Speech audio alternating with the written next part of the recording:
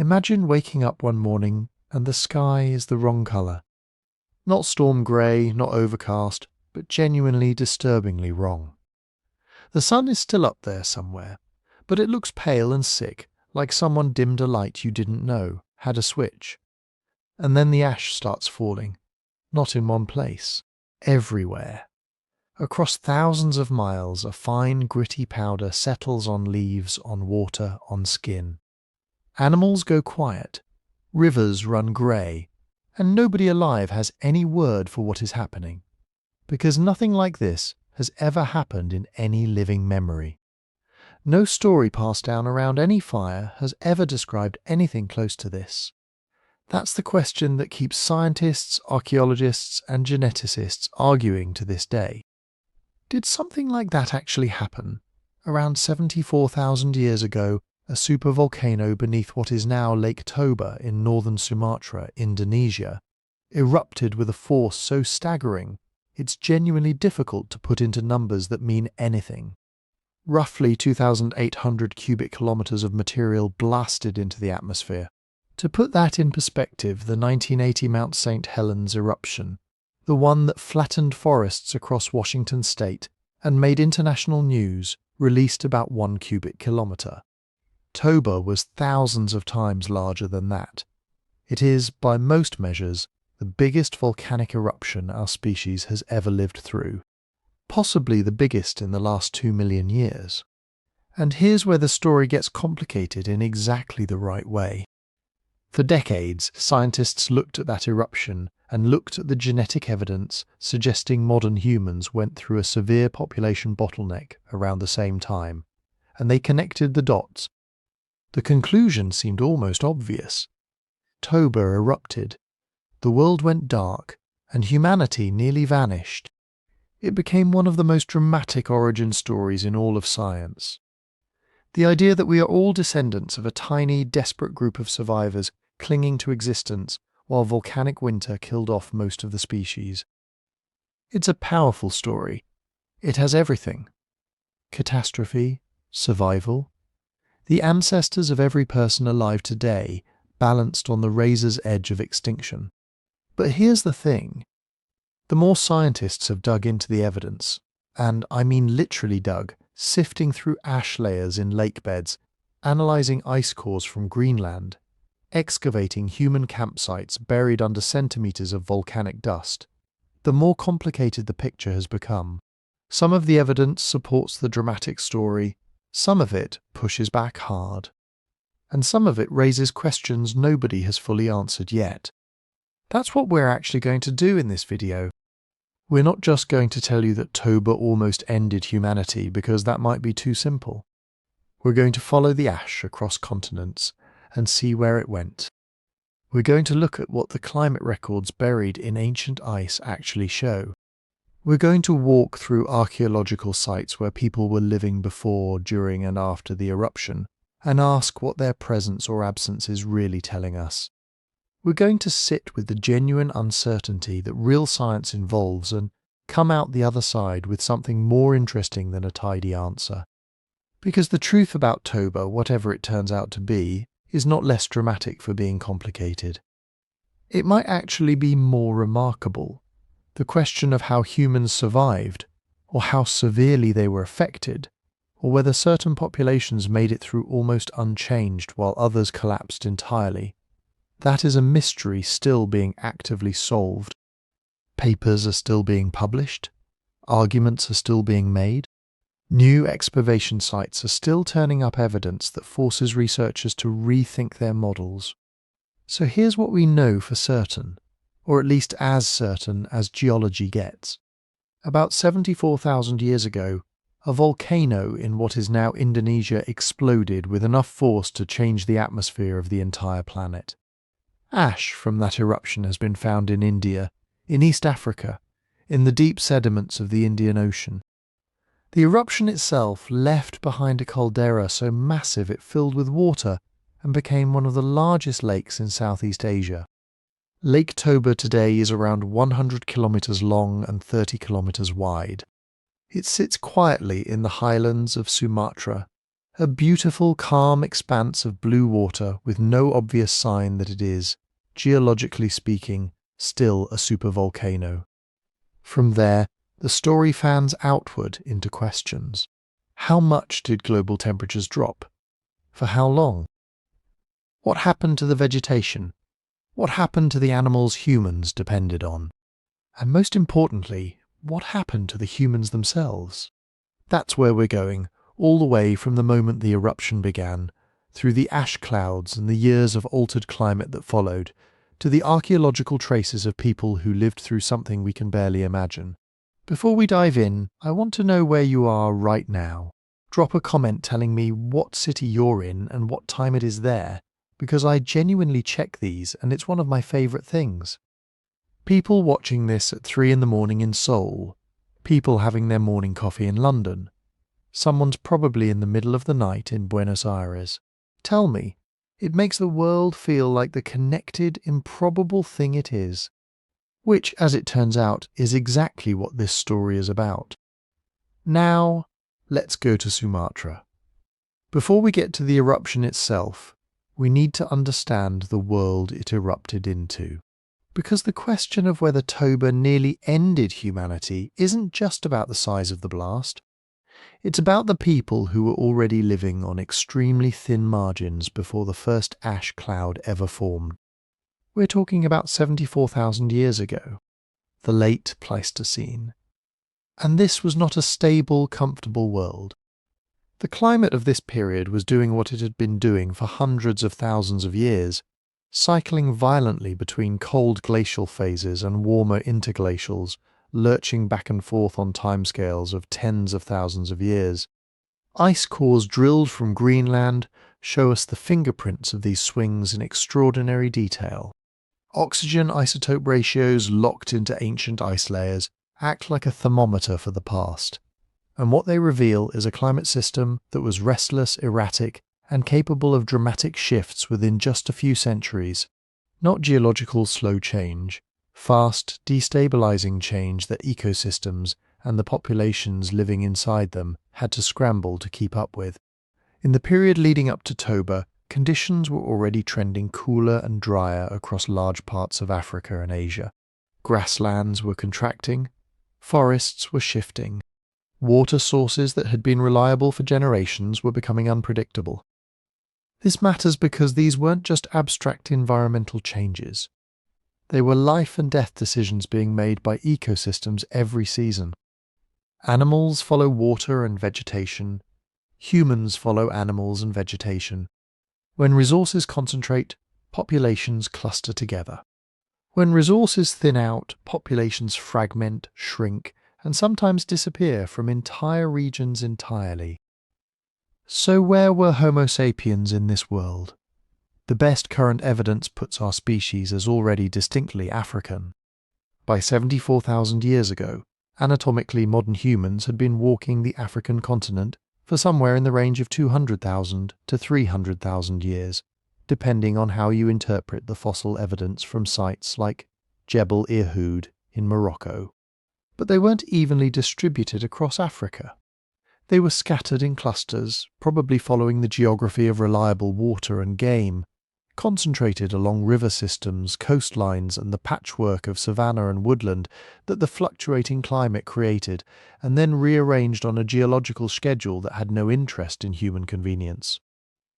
There's also growing evidence that some populations of Homo sapiens had already been pushing out of Africa before Toba. Sites in the Arabian Peninsula, in the Levant, possibly even further east, hint at early dispersals that didn't necessarily stick, populations that expanded during wetter periods, when the Sahara briefly greened and migration routes opened up, then contracted or vanished when conditions shifted back. These early exits were probably not the dramatic single exodus we sometimes imagine. They were more like a tide, advancing and retreating, populations testing the margins of what was livable and sometimes paying the price when the environment stopped cooperating. But Homo sapiens were not alone on this landscape. Not even close. In Europe and Western Asia, Neanderthals had been thriving for hundreds of thousands of years. These were not primitive brutes.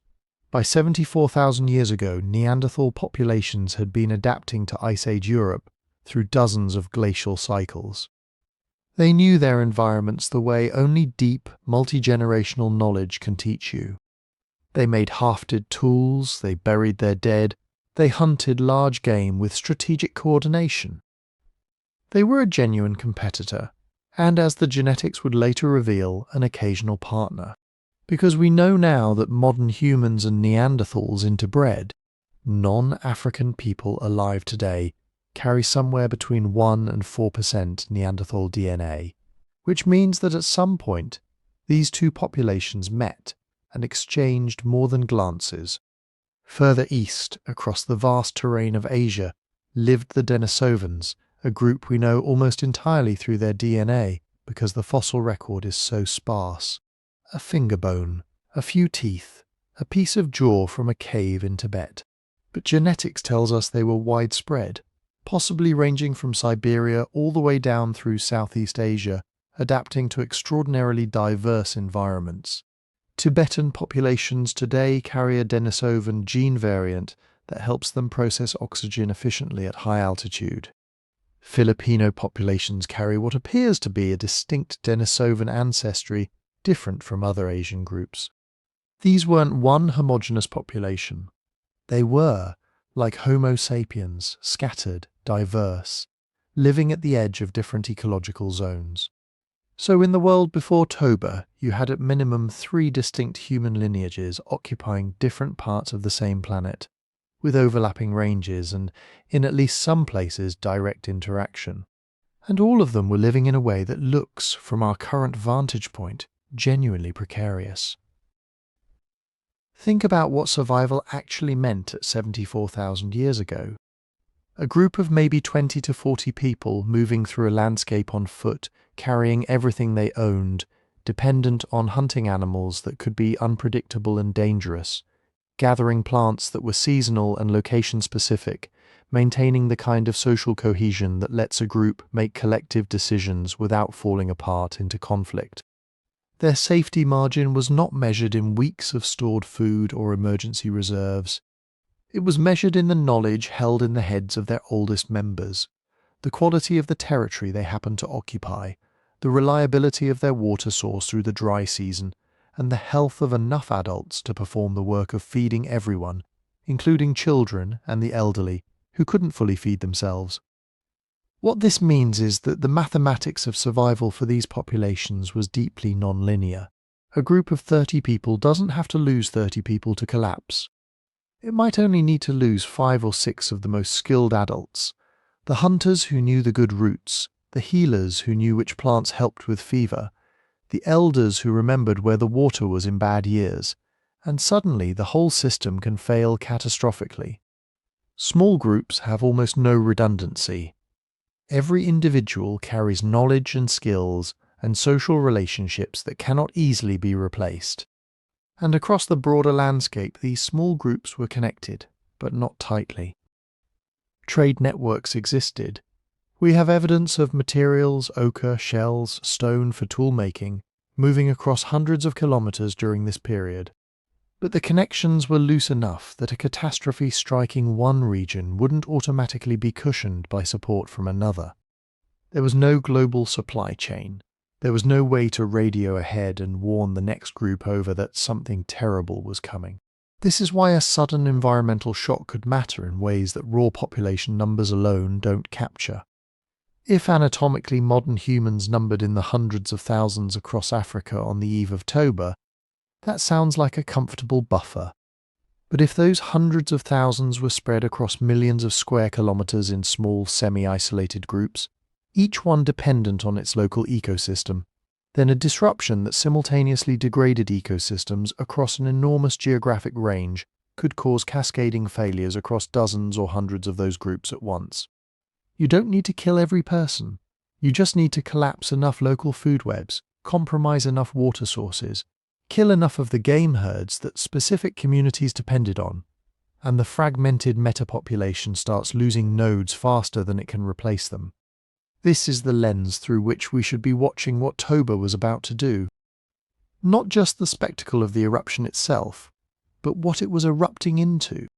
A world already running on thin margins, with populations that were resilient in some ways, flexible, mobile, culturally innovative, but brittle in others, small, locally dependent, and entirely without warning. Now, how do we actually know any of this? That's worth being explicit about, because the story of Toba is ultimately a story told through multiple independent lines of evidence that scientists have had to learn to read in combination. Genetics gives us population sizes and bottlenecks, the molecular signature of how many people were alive and breeding at different points in time. Ash layers found in ocean sediments, lake beds across the Indian subcontinent and East Africa give us the geographic footprint of the eruption itself. Ice cores from Greenland and Antarctica preserve climate signals that let us trace temperature and atmospheric chemistry across tens of thousands of years. And archaeology, the tools, the hearths, the bones, the ochre stains on cave walls, gives us the most direct evidence of all, the actual presence or absence of people in specific places at specific times. Each of these lines of evidence has its own strengths and its own blind spots. Genetics can tell you about population history, but can't pinpoint what caused a bottleneck. Ash layers can tell you the eruption happened, but not what it did to ecosystems 1,000 miles away. Ice cores can tell you temperatures changed, but not whether those changes killed any particular group of people. Archaeology can show you people were in a place, but can't tell you about all the places where people weren't, because absence is much harder to read than presence. The power of the Toba story, and the reason scientists keep arguing about it, is that all of these different kinds of evidence are pointing at roughly the same window of time, each from a different angle, each telling a slightly different part of the same story. And that story starts with a volcano that, for most of the Pleistocene, looked just like any other mountain in the Indonesian highlands, until it didn't. To get a handle on what happened 74,000 years ago, we have to meet the thing at the centre of it. Not as a fireball in the sky or a CGI explosion, but as a piece of geography, a place on a map. If you look today at the northern part of the island of Sumatra, in Indonesia, you won't see a towering cone with smoke pouring out of it. You'll see a lake, a long, oddly shaped blue scar, about 100 kilometres from end to end, ringed by steep highlands. That's Lake Toba. That lake is not just a lake, it's the roof that collapsed. Toba sits in the backbone of Sumatra, a mountainous spine created by the collision between the Australian and Eurasian tectonic plates. Just off Sumatra's western coast, the Indian-Australian plate is diving beneath the Sunda plate along what geologists call a subduction zone. That's the same tectonic system that powers the entire Indonesian volcanic arc, from Java's famous cones to the volcanoes that created the islands of the Lesser Sundas. Most of those volcanoes look like what you probably imagine when you hear the word volcano, steep-sided cones rising above the landscape, with craters at the top and a visible summit. Mount Merapi, Krakatau, Semeru, classic stratovolcanoes. Toba is different, because Toba blew itself inside out. The volcano now is a caldera, a giant volcanic crater formed when so much magma was evacuated from shallow underground that the surface above it could no longer support its own weight. The ground sagged, then dropped, in blocks and segments, leaving a ring of highlands around a sunken basin. Over tens of thousands of years, that basin filled with water. That's the lake. Geologists can trace the outline of multiple older calderas and eruption centres around Lake Toba, which tells us that this was not a one-time event. The system beneath Toba had been active in various forms for at least 1 million years. It built up, erupted, partially healed, and then did it again. The lake you see now is the latest and largest scar in a long sequence of injuries. When people call Toba a supervolcano, that's what they're talking about. Not a fictional doomsday device, but a real volcanic system that has produced what volcanologists call a super-eruption. In volcanology, one of the ways eruptions are categorized is with the Volcanic Explosivity Index, or VEI. It's a rough, logarithmic scale from 0 to 8 that takes into account how much material is erupted and how high the ash column goes. Each step up is about 10 times bigger in erupted volume. A VI3 is a severe eruption, enough to be locally devastating, but not planet-shaping. A VI5, like Mount St. Helens in 1980, throws out at least a cubic kilometre of material. A VI6 or 7, like Krakatoa in 1883 or Tambora in 1815, can affect global climate for a few years. A super-eruption is generally defined as VI8. That means at least 1,000 cubic kilometres of magma ripped out of the crust and turned into ash, pumice and gas. For comparison, Tambora, which caused the year without a summer in 1816, is estimated at around 150 cubic kilometres. Toba's 74,000-year-old blast is often estimated at several times that, depending on which reconstruction you look at. But super here is a technical term. It doesn't mean automatically ends all life or guaranteed human extinction event. It means unusually large explosive eruption with the potential to have global impacts. The details of those impacts depend on timing, climate state, chemistry, and where people happen to be. To understand why Toba was able to do something so rare, we have to drop below the surface into the magma system. Subduction zones are conveyor belts of crust being dragged down into the mantle. As oceanic crust descends, it heats up and releases water and other volatiles into the overlying mantle wedge. That lowers the melting point of the rocks and generates magma. Most of that magma is basaltic at first, hot and relatively fluid. But as it pauses in the crust, it can sit in reservoirs, cool and evolve. Think of a magma chamber not as a single underground balloon of liquid rock, but as a complex branching network of melt lenses, crystal mush and partially molten zones, stacked at different depths. New magma feeds in from below over tens of thousands of years. The chamber grows, cools, differentiates. Crystals settle out. Lighter, silica-rich melt rises and pools. Gases, water vapour, carbon dioxide, sulphur, chlorine dissolve into the melt under pressure like carbon dioxide in a capped soda bottle. This is the recharge phase. Magma is added faster than it can fully solidify or erupt. Over time, you get a large body of relatively evolved gas-rich magma sitting at relatively shallow depths. It is buoyant, it wants to rise, but it's trapped under kilometres of rock, and the weight of that roof, along with the strength of the crust, keeps it in check. Volatiles are the key problem. As magma cools and crystallizes, some of those dissolved gases are forced out of solution. Bubbles begin to form. If the pressure can't be released gradually through small eruptions or degassing, pressure builds. The system becomes mechanically unstable. Most volcanoes relieve that pressure in increments, frequent small to moderate eruptions that bleed off gas and magma, like a pressure cooker with a functioning valve. Caldera-forming volcanoes like Toba are what happens when the valve is mostly stuck. In a caldera system, a large volume of magma accumulates without many big releases. The roof rock sags slightly, fractures form, and at some critical point, something fails. That failure can propagate rapidly. A ring fault opens around the edge of the chamber.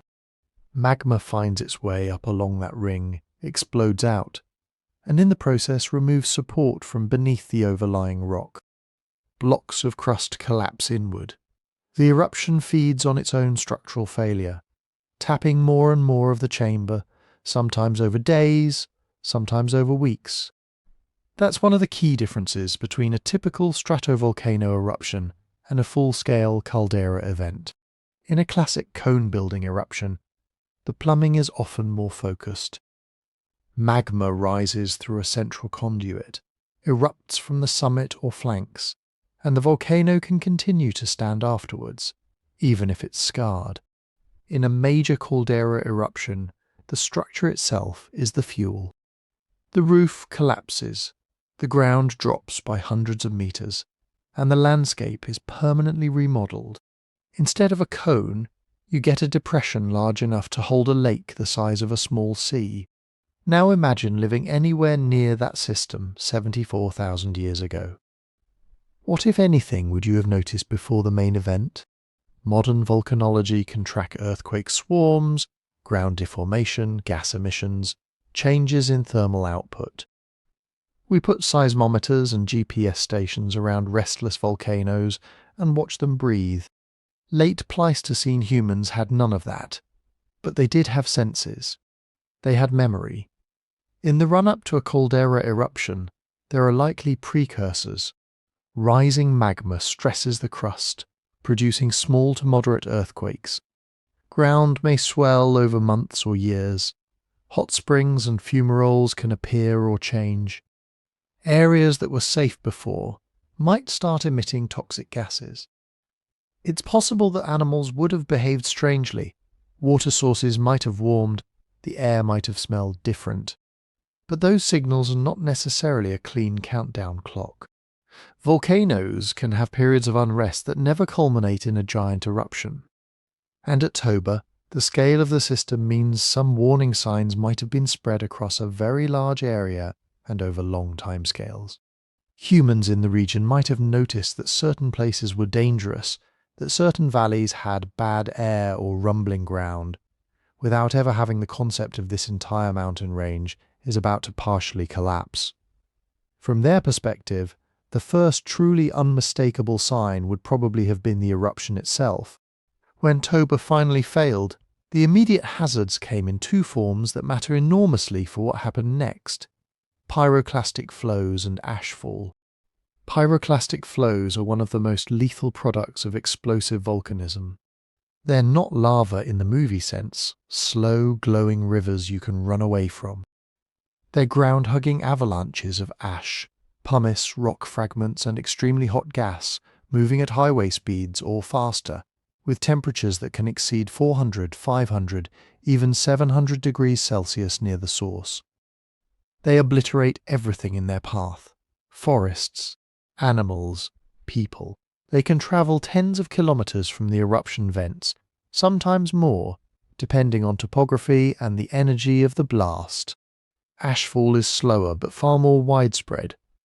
As the eruption column rises into the stratosphere, it spreads laterally, and fine particles of volcanic glass and rock begin to rain out over hours, days, and weeks.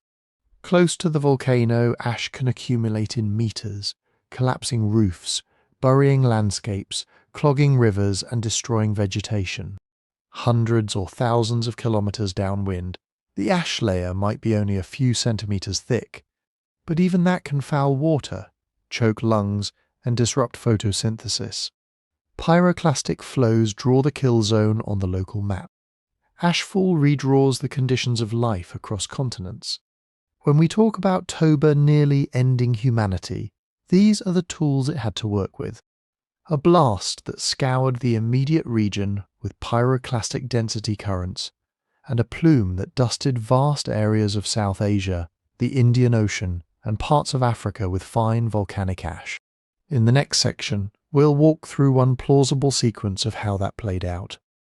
Not as a single cinematic explosion, but as a catastrophic event unfolding over days to weeks, while small human groups, scattered across a volatile planet, tried to figure out what it meant that for them, the sky had started to fall. When Toba finally let go, it almost certainly didn't start with the neat single fireball we tend to imagine. It would have felt messy, chaotic, and confusing on the ground. Picture a late Pleistocene morning somewhere in northern Sumatra. The air is heavy, humid. Your group is camped along a river in forest broken by patches of open ground. For months, maybe years, you've been hearing occasional rumbles from the highlands. Sometimes the ground trembled lightly under your feet.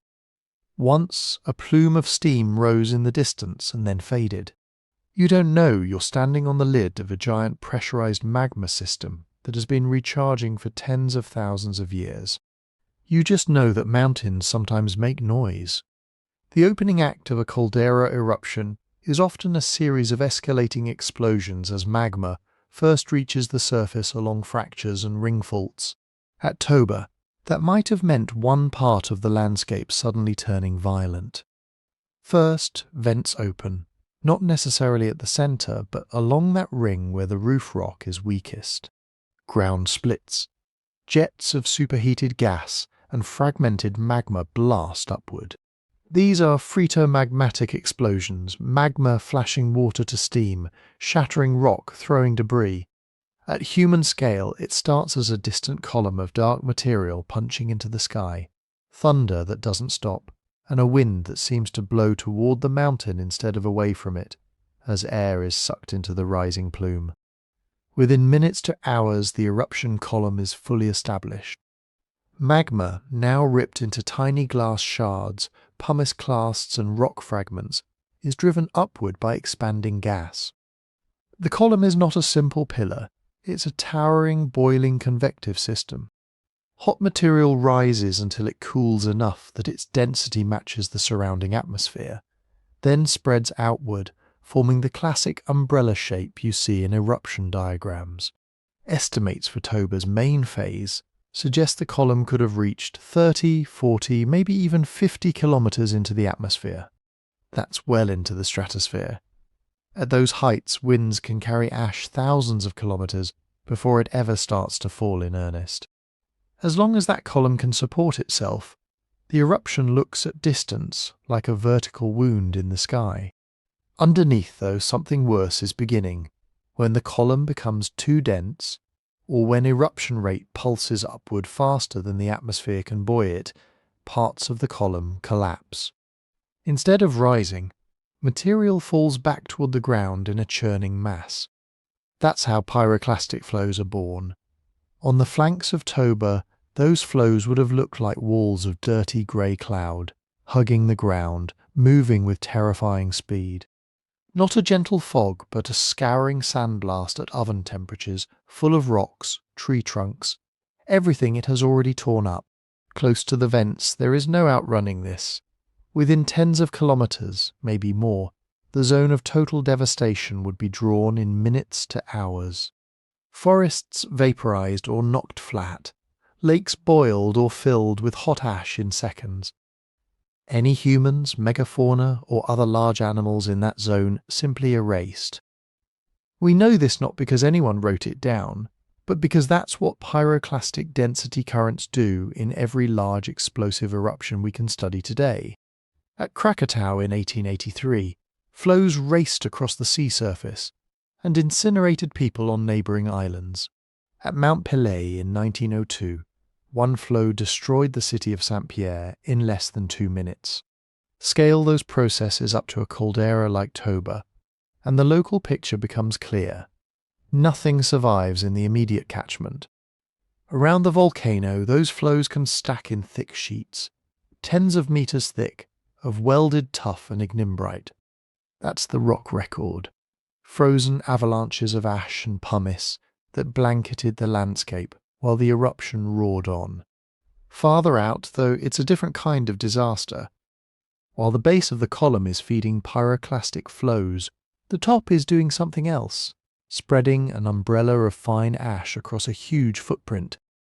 Stratospheric winds at different altitudes blow in different directions and at different speeds.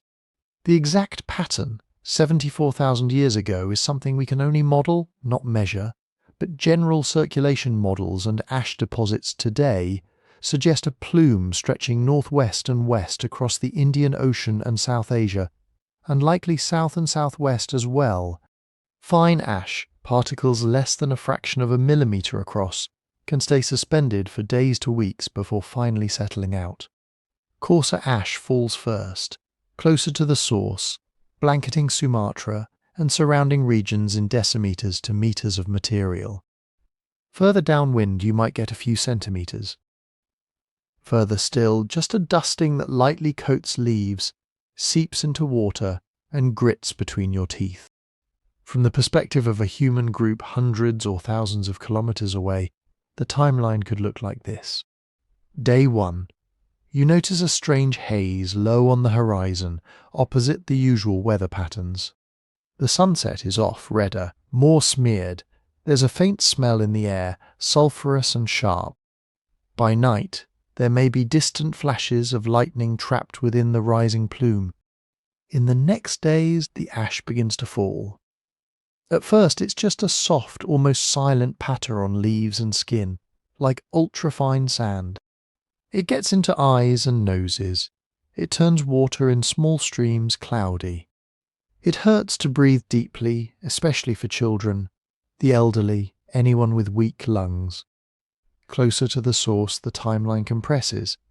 Darkness can fall in the middle of the day as ash density increases. Light is filtered into a muddy orange or deep brown. It's possible that, in some zones downwind of Toba, you could have had days where you never saw the sun clearly, where the sky was just a heavy glowing ceiling. In those conditions, day-to-week impacts escalate fast. Air quality collapses. Fine ash is basically microscopic shards of glass. Inhaling it irritates airways, causes coughing, can lead to acute respiratory problems. Animals that rely on clean air for high activity, cursorial hunters, fast-flying birds, suffer first. People have to improvise filters, damp hides over mouths, breathing through cloth, avoiding exertion. Water becomes unreliable. Ash coats every surface. It lands on lakes, rivers and pools, making them opaque, changing their chemistry. Volcanic ash can release soluble elements like fluoride and other ions when it contacts water, at high enough concentrations that can make water sources unsafe to drink, or at least foul-tasting and diarrheal. Aquatic life takes a hit as gills clog and photosynthesis in shallow waters is choked by light reduction and a physical blanket of dust. Vegetation is shocked. A few millimeters of ash might not be lethal. Plants can shake that off with the next rain. But centimeters to decimeters weigh down leaves, snap branches, and suffocate grasses. On cultivated land in modern eruptions, even a few centimeters can ruin crops. For hunter-gatherers, that translates into sudden changes in the visibility, accessibility, and abundance of wild foods. Herbivores respond quickly. Some die directly from ingesting too much ash-contaminated material. Others must migrate, seeking cleaner forage. Predators follow, or they starve. Human groups find that the animals they tracked last season simply aren't where they're supposed to be. All of this plays out against a background of meteorological chaos around the plume. Ash-laden clouds generate their own lightning through charge separation in colliding particles. Rainfall patterns are disrupted. Some areas may experience heavy, muddy rain as ash and water fall together, creating a paste that sticks to everything. How long did Toba's main eruptive phase last? That's one of the uncertainties. Some reconstructions argue for a very intense, relatively short-lived paroxysm, perhaps days to weeks of maximum discharge, with waning activity lasting longer. Others allow for multi-phase behavior, major pulses separated by quieter intervals. The rock record at Toba preserves thick ignimbrite sheets and widespread ash, but those don't come with timestamps accurate to hours or days. Even the total volume estimates carry error bars. Figures of 2,000 to 3,000 cubic kilometers of magma-equivalent material are common in the literature, but the exact number depends on how you account for material lost to erosion, where you think distal ash ended up, and how you model the pre-eruption magma chamber. Wind patterns, too, are reconstructed rather than observed. Climate models can generate plausible circulation fields for a glacial stage Earth, but we don't have a weather map for that particular week 74,000 years ago. That means when we say ash likely spread across the Indian Ocean and into Africa, we're speaking in probabilities, guided by what ash layers we actually find in marine cores and on land. What we do know with high confidence is that Toba's ash ended up far from Sumatra, and that its products are thick and extensive near the source. That's the bridge to the physical fingerprints. Those pyroclastic flows cooled into ignimbrite deposits around Lake Toba, remnants of the ground-hugging avalanches that erased the local landscape. The ash plume settled out over oceans and continents, leaving a thin but distinctive layer we can still detect in sediments today. In the next section, we'll follow that layer. We'll leave the roaring sky and burning forests behind and drop into mud at the bottom of lakes and seafloors, into ice thousands of kilometers away, to see how far Toba's breath really reached and how we can trace a single prehistoric nightmare week across half the planet. If you want to follow Toba now, you don't chase fire. You chase dust. Volcanologists have a word for this: tephra. It's the catch-all term for all the solid material blasted out of a volcano: ash, pumice, tiny glass shards, rock fragments. And the science of using that material to build a timeline is called tephrochronology. The basic idea is disarmingly simple. Every big explosive eruption sprays a unique layer of ash across the landscape. That layer settles onto whatever surface is available: soil, lake bottoms, the seafloor, ice sheets, peat bogs. If it gets buried and preserved, it becomes a kind of geological bookmark. Find the same ash layer in two different places, and you've just drawn a line connecting them in time. Tephrochronology is basically treating ash like time-stamped breadcrumbs. In the case of Toba, those breadcrumbs are everywhere once you know what to look for. Around Lake Toba itself, you get the obvious stuff: thick ignimbrites and proximal ash deposits measured in tens or even hundreds of meters. But the real detective work happens far from Sumatra, in places where the ash is just a whisper in the sediment record. Kora Lake in India, and you might find a thin, light-coloured band sandwiched between darker clays and silts. Drill into the seabed of the Indian Ocean, and pull up a long tube of mud. Somewhere along its length there's a faint, grainy horizon, just a few millimetres thick, that looks different under the microscope.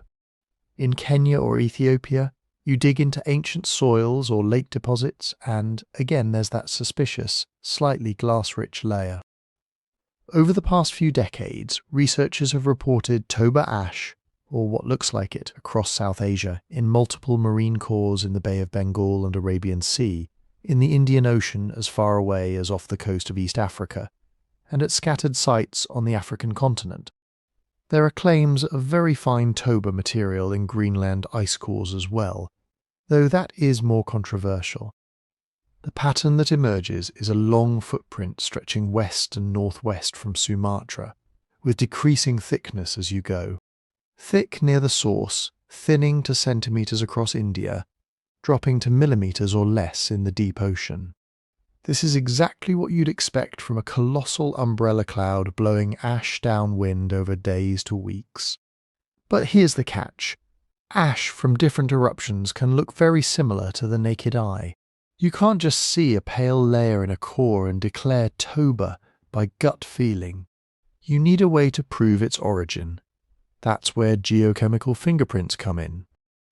Volcanic glass, the frozen bits of molten material in ash, locks in the chemistry of the magma it came from. Ratios of major and trace elements like silica, iron, magnesium and rare earth elements vary from one volcanic system to another. Even different eruptions from the same volcano can have slightly different signatures. So scientists isolate tiny glass shards from an ash layer, literally picking them out of sieved sediment under a microscope, and then zap them with instruments like electron microprobes or laser ablation systems. Those machines measure the exact chemical composition of each shard. Now imagine you've built a reference library. You already know what the glass chemistry looks like for Toba's youngest, Toba Tuff, the big 74,000-year-old eruption, because you can sample it directly from thick deposits around the caldera. You have its elemental ratios, its characteristic recipe. When you analyze a thin ash layer in a core from the Arabian Sea and the glass shards match that recipe within tight tolerances, you have a match. That layer is Toba's fingerprint, pressed into the seafloor thousands of kilometers away. Do this in enough places and a map starts to form. Thick deposits in northern Sumatra, decimeters thinning to a few centimeters over the Indian subcontinent. Millimeter-scale layers in marine cores downwind. Maybe a diffuse, hard-to-see signal in Africa. Thickness becomes a crude but useful proxy for how intense ashfall was in different regions. Close to Toba, thickness isn't just uncomfortable, it's transformative. Meters of ash mean roofs collapsing, rivers choked, entire ecosystems buried. Farther out, tens of centimeters might still crush vegetation, contaminate water and force animals and people to move or die. Further yet, a few centimeters can ruin crops in modern settings, but for Pleistocene hunter-gatherers, it might only mean a bad season or two and significant local disruption. By the time you're down to millimeters, the biological effect is subtler. A light dusting on leaves, some respiratory irritation, short-term changes in albedo as surfaces brighten, maybe minor ecosystem stress. Annoying and locally harmful, but not necessarily civilization ending for the simple reason that there were no civilizations yet to end. Those thickness gradients let researchers sketch severity zones. Not perfectly, because wind direction, particle size and eruption phases all complicate the picture, but enough to say the heaviest ashfall was in and around Sumatra and downwind areas of South and Southeast Asia. The rest of the world got progressively less, and yet even this apparently clean signal comes with big caveats. First, erosion.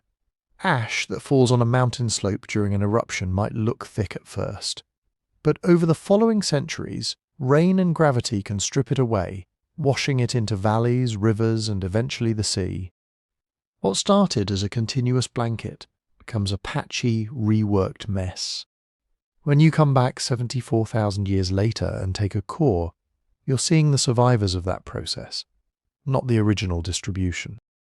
Second, reworking. Ash doesn't always stay where it lands. Rivers can pick it up, transport it, and redeposit it in new layers long after the eruption. Wind can blow it off exposed surfaces and concentrate it in depressions. That means some ash layers in the record are time-averaged mixtures, not pure snapshots of the eruption week itself. Third, sampling bias. We only know where Toba ash is where we've actually looked. There are vast regions of the Indian Ocean floor with no cores, large swaths of Africa and Asia with few or no studied sediment sections. The current ash map is drawn from a limited and uneven set of windows into the past. Different research cruises, different countries, different funding priorities, all of that shapes where cores get taken and analysed. Fourth, dating uncertainties. We can estimate the age of an ash layer by dating volcanic crystals within it, by bracketing it between radiocarbon-dated horizons in surrounding sediments, or by aligning it with other independent climate records. But each of these methods comes with error bars. For something around 74,000 years old, even a plus or 1,000-year uncertainty can complicate efforts to link ash to specific climate changes seen in ice cores or pollen records. On top of that, matching tiny amounts of ash to a source volcano is not always straightforward. Chemical fingerprints can overlap between similar magmatic systems. Post-depositional alteration can modify the glass chemistry. So when someone reports possible Toba tephra in Greenland ice, for example, others will rightly ask, how strong is the match? Could it be from another eruption entirely? This is an active, sometimes contentious area of research, not a solved puzzle. All of this leads to an important point. An impressive ash footprint does not automatically mean a global apocalypse. Yes, the youngest Toba tuff was enormous. Yes, its ash is traceable across thousands of kilometers. But ash is just one part of the story. Thick deposits in India and surrounding regions tell us life there would have been rough during and immediately after the eruption. Fine ash in far-flung marine cores tells us the plume reached high and spread wide. What ash alone does not tell us is how much sulfur dioxide made it into the stratosphere, how long it stayed, how drastically global temperatures plunged, or exactly how ecosystems and human groups responded in each region. An ash layer is a time marker, not a full disaster movie. Tephrochronology lets us say, something huge happened here at roughly this time, and it tied these distant places together. It anchors other records. You can look at a marine core and say, right at the Toba layer, what happens to the microfossils? You can look at a pollen record and ask, do local plants crash when the ash hits? You can examine archaeological sites in India and Africa and check, are people there before and after this layer, or do they vanish? In that sense, Toba's ash is less a verdict and more a question. Here is the moment of the blast, frozen in mud and silt. What changed? To answer that, you have to step beyond the ash and into other archives, ice cores, deep sea temperature proxies, gas bubbles trapped in polar ice. That's where the story of volcanic winter and global climate really unfolds. So now that we've traced the dust trail across continents, the next step is to ask, when all that fine material and all those volcanic gases hit the atmosphere, what did they actually do to the planet's thermostat? When people hear supervolcano, they usually picture the world buried in ash, like a global Pompeii. Streets knee-deep, forests sagging, animals choking. But from the planet's point of view, that's not the main act. Ash is dramatic. Sulfur is dangerous. Ashfall is mostly a tropospheric problem, the lower atmosphere where our weather happens. The big, chunky stuff falls out quickly, within hours to days near the volcano. Even the finer grains that ride the wind for thousands of kilometers still settle out on timescales of weeks to months. Nasty for lungs, bad for plants and rivers, brutal for anyone unlucky enough to be under the densest part of the plume. But if you're asking, does the whole Earth actually cool? Ash is just the smoke. The real climate weapon in a Toba-scale eruption is invisible. Sulfate aerosols in the stratosphere. Here's how that works. When magma rich in volatiles hits the surface and depressurizes, it doesn't just spit out rock dust. It also releases gases, lots of them. Water vapor, carbon dioxide, hydrochloric acid, and, critically, sulfur dioxide. If the eruption column punches high enough 20, 30, even 40 kilometers, some of that SO2 makes it past the turbulent lower atmosphere and into the stratosphere, the more stable layer above. Up there, above most of the weather, sulfur dioxide undergoes a slow chemical makeover. It reacts with hydroxyl radicals and water to form tiny droplets of sulfuric acid. These droplets, tens to hundreds of nanometers across, are what climatologists actually care about. They're called sulfate aerosols. Why? Because they're insanely good at messing with sunlight. Each droplet is like a microscopic mirror-fog combo. It can scatter and reflect incoming solar radiation back to space before it ever reaches the surface. Individually, they're nothing, but a Toba-level eruption could load billions of tons of sulfur into the stratosphere, enough to create a veil that wraps around the globe. More reflection up there means less energy down here. Surface temperatures drop. Not forever, not into some permanent snowball state, but enough to matter on human and ecological timescales. And the effect isn't just about temperature. Change the way sunlight is delivered, and you change the entire engine of the climate system. Think about the tropics. They're hot, not just because they get a lot of sunlight, but because that sunlight heats the surface, drives evaporation, and powers towering convective storms.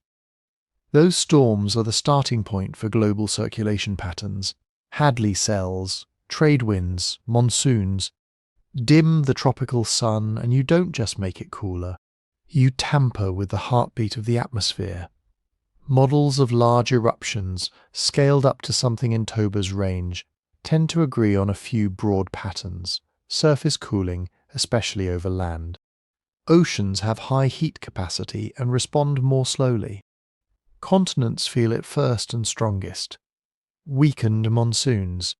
With less solar heating over land, the contrast between land and ocean, which drives seasonal winds and rainfall in places like India, Southeast Asia, and parts of Africa, shrinks. That can mean weaker summer rains, delayed onset, or storms that don't penetrate as far inland, shifted storm tracks, extra cooling in one hemisphere, or in certain latitude bands, can nudge the jet streams and the paths that mid-latitude cyclones follow. That can make some regions wetter, others drier, even without a huge change in total global precipitation. Cloud changes. Aerosols can act as cloud condensation nuclei, altering cloud brightness and lifetime. Brighter clouds reflect more sunlight, amplifying the cooling. Longer-lived clouds can trap more long-wave radiation at night. The balance between those effects is complicated and still being untangled. So less sunlight at the surface, especially in the tropics and mid-latitudes. Cooler temperatures, especially over land. Reorganization of rainfall patterns. For humans and ecosystems already living on the edge in the late Pleistocene, that's not just put on a jacket weather. That's crop failures if you're a plant, migration crises if you're an animal, famine if you're a hunter-gatherer with limited backup options. But how long would this last? This is where timescales matter. The ash and the optical fireworks are immediate. The climatic hangover from sulfate aerosols is longer, but still finite. Stratospheric aerosols from known eruptions like Pinatubo in 1991 lingered for 2-3 years, with the strongest cooling in the first 12-18 months. Smaller eruptions fade even faster. For a Toba-sized blast, models suggest you'd still be talking about years, not centuries, of heavy aerosol load and strong direct cooling. Maybe 3 to 6 years of substantially dimmer skies and depressed temperatures, tapering as the droplets settle out and the stratosphere clears. That's the sharp shock. On top of that, though, you get slower feedbacks. Cool the surface quickly and you increase snow and ice cover in some places. Brighter surfaces reflect more sunlight, extending the cooling a bit beyond the lifetime of the aerosols. Ocean circulation can also be nudged. Cooler surface waters and altered precipitation patterns might affect how heat and carbon are shuffled around between the atmosphere and the deep sea.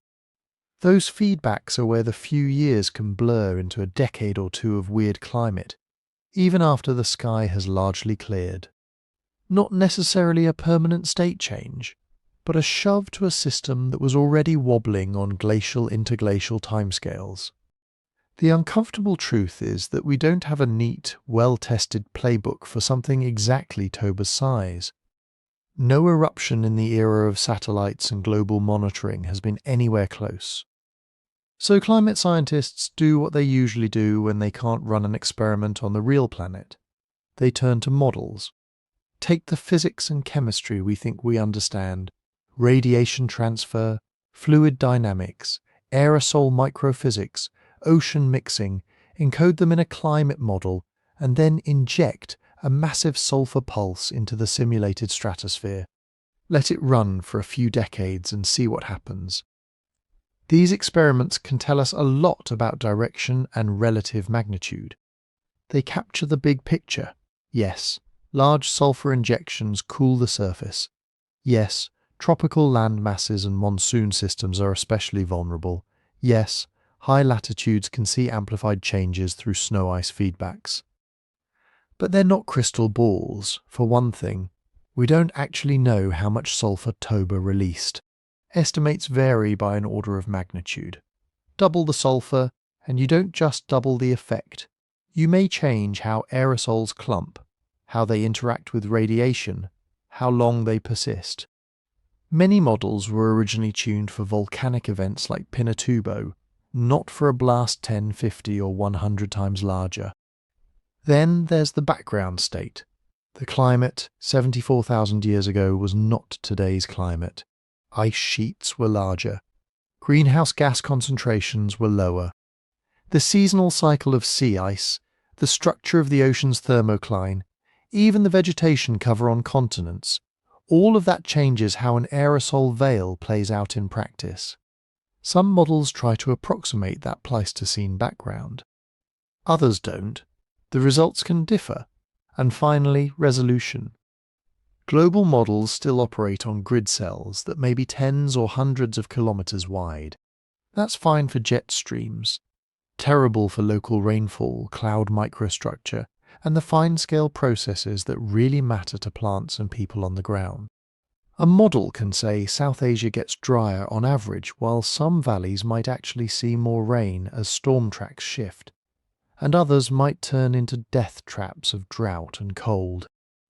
This leads to one of the most important points about volcanic winter.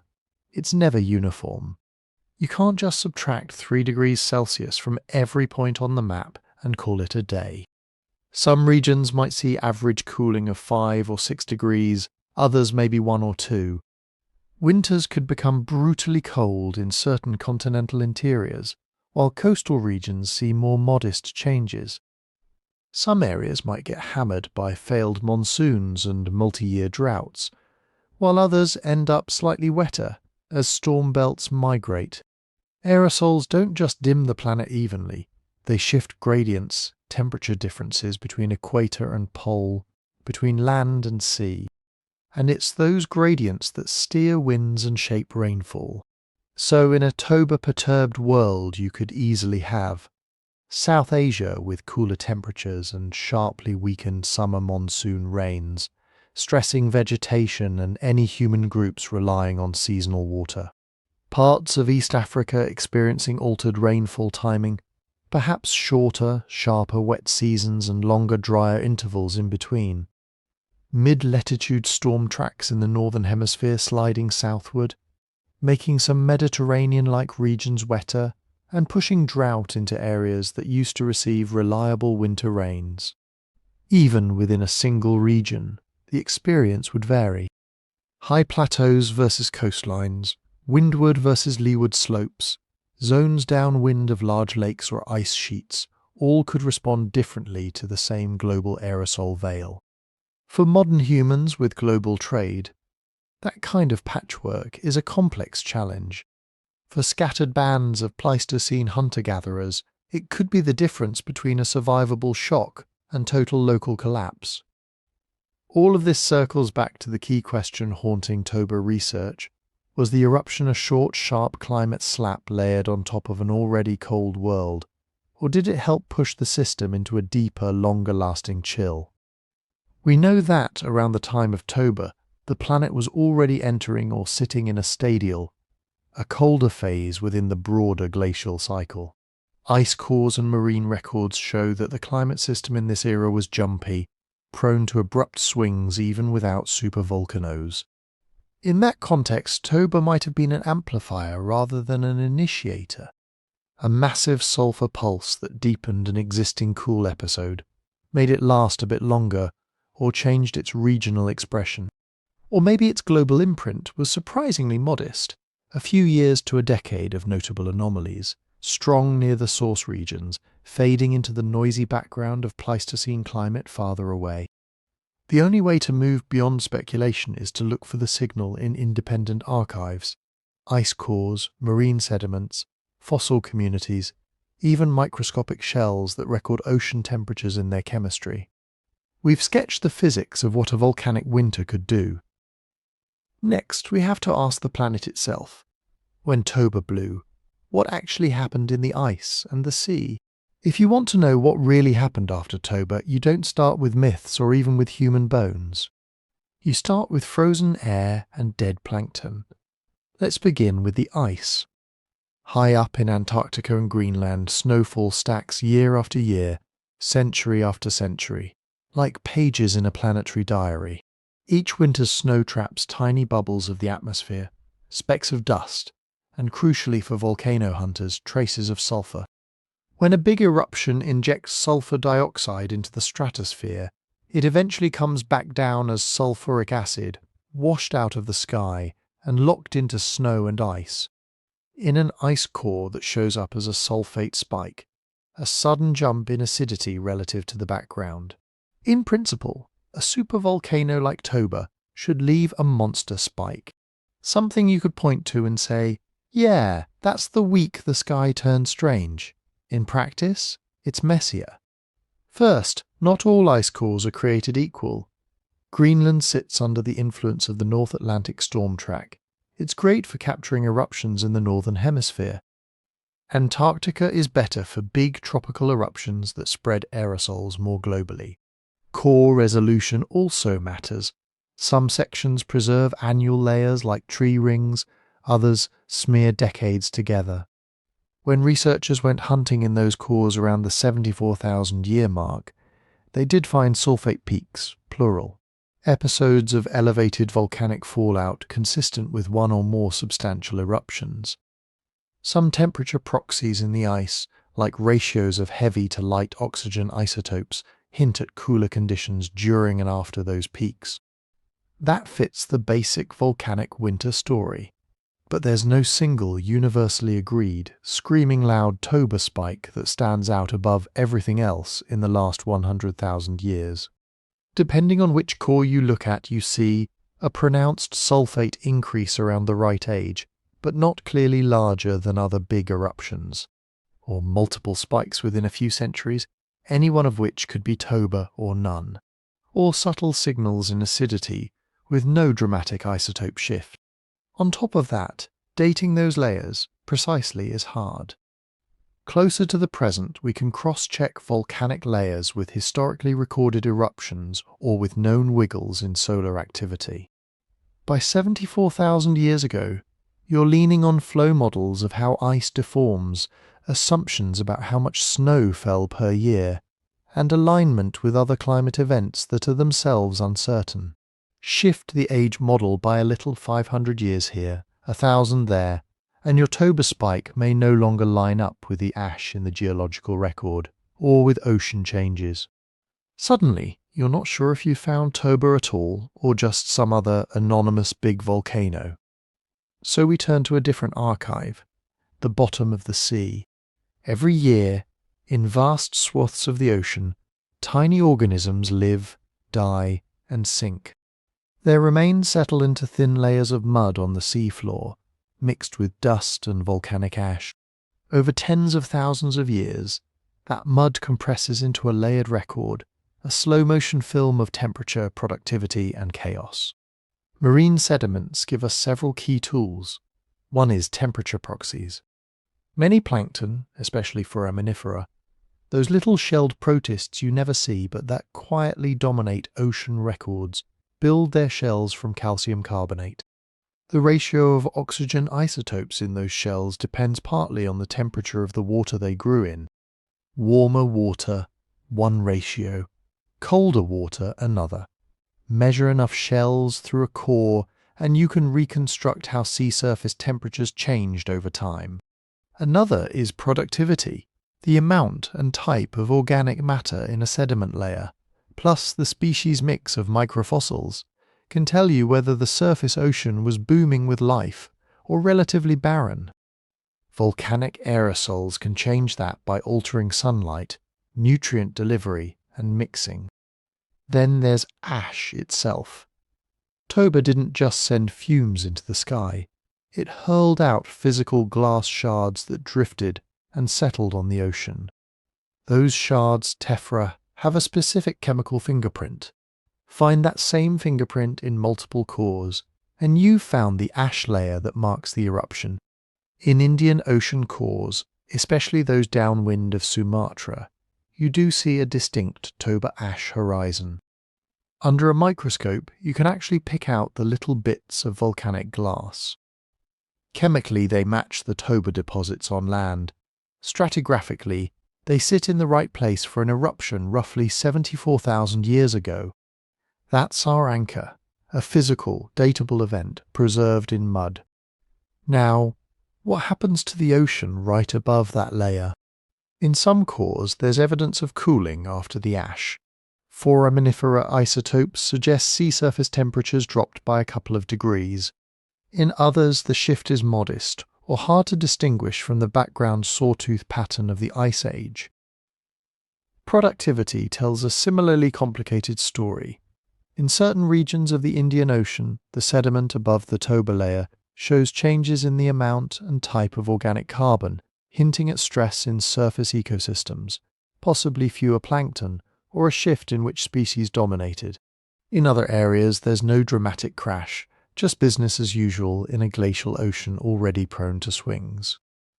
What's striking is that neither the ice nor the sea gives us an unambiguous planet-wide catastrophe signal. There is cooling. There are disruptions. But they're layered on top of a climate system that was already highly volatile. And that brings us to one of the thorniest problems in Toba research, time alignment. To say this sulfate spike in Antarctica is the same event as this ash layer in the Indian Ocean. You have to line up their clocks. But different archives keep time differently. Ice cores count snow layers, then adjust for compaction and flow.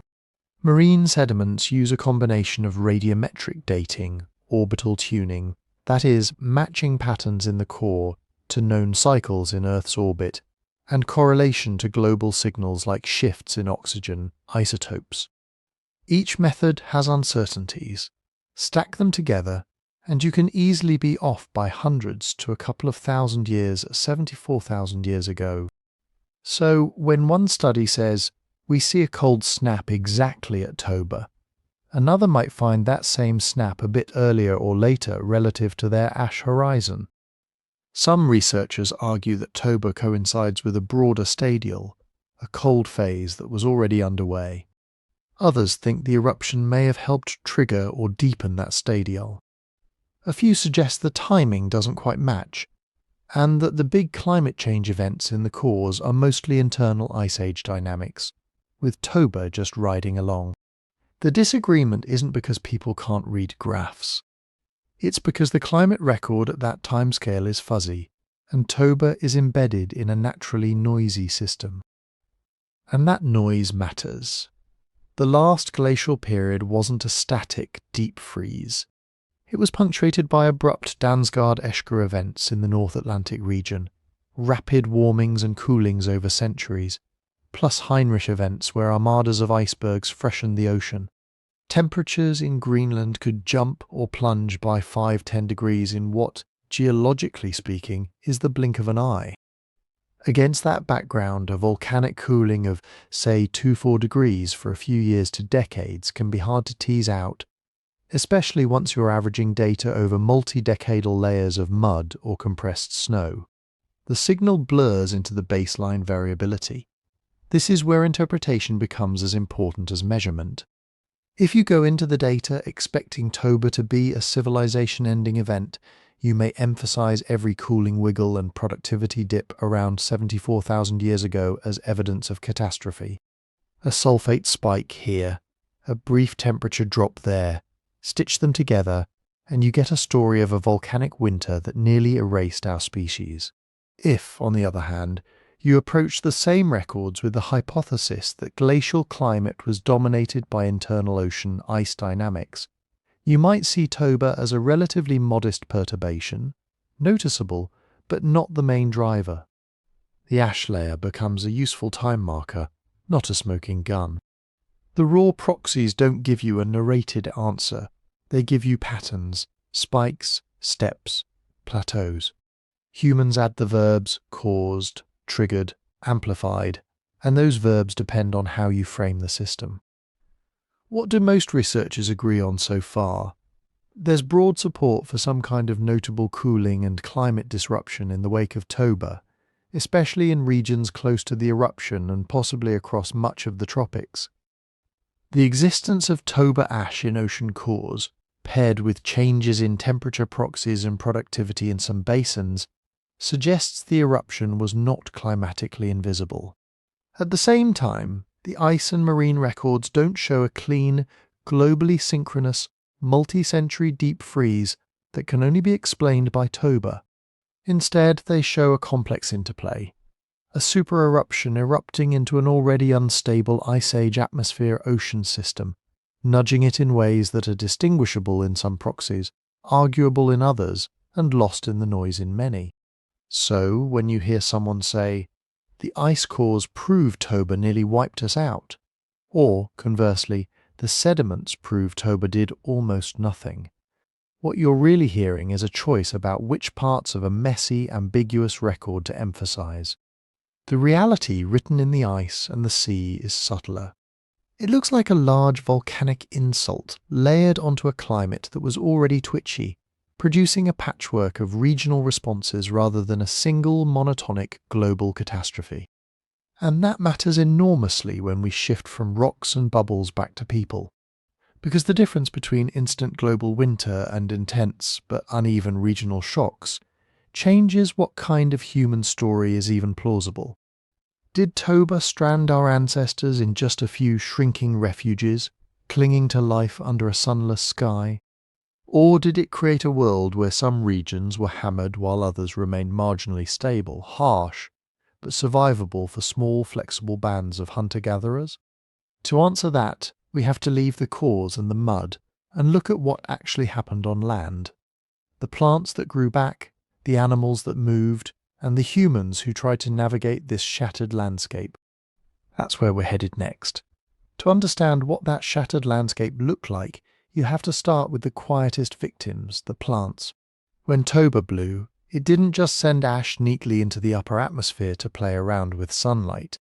It also rained down a blanket of pulverized rock across thousands, maybe millions of square kilometers. In some places, that blanket was meters thick. In others, it was just a dusting. But even a dusting matters. Volcanic ash is glass, tiny, jagged shards. When it lands on leaves, it abrades their surfaces, clogs the pores plants use to breathe, stomata, and scatters the light those leaves need for photosynthesis.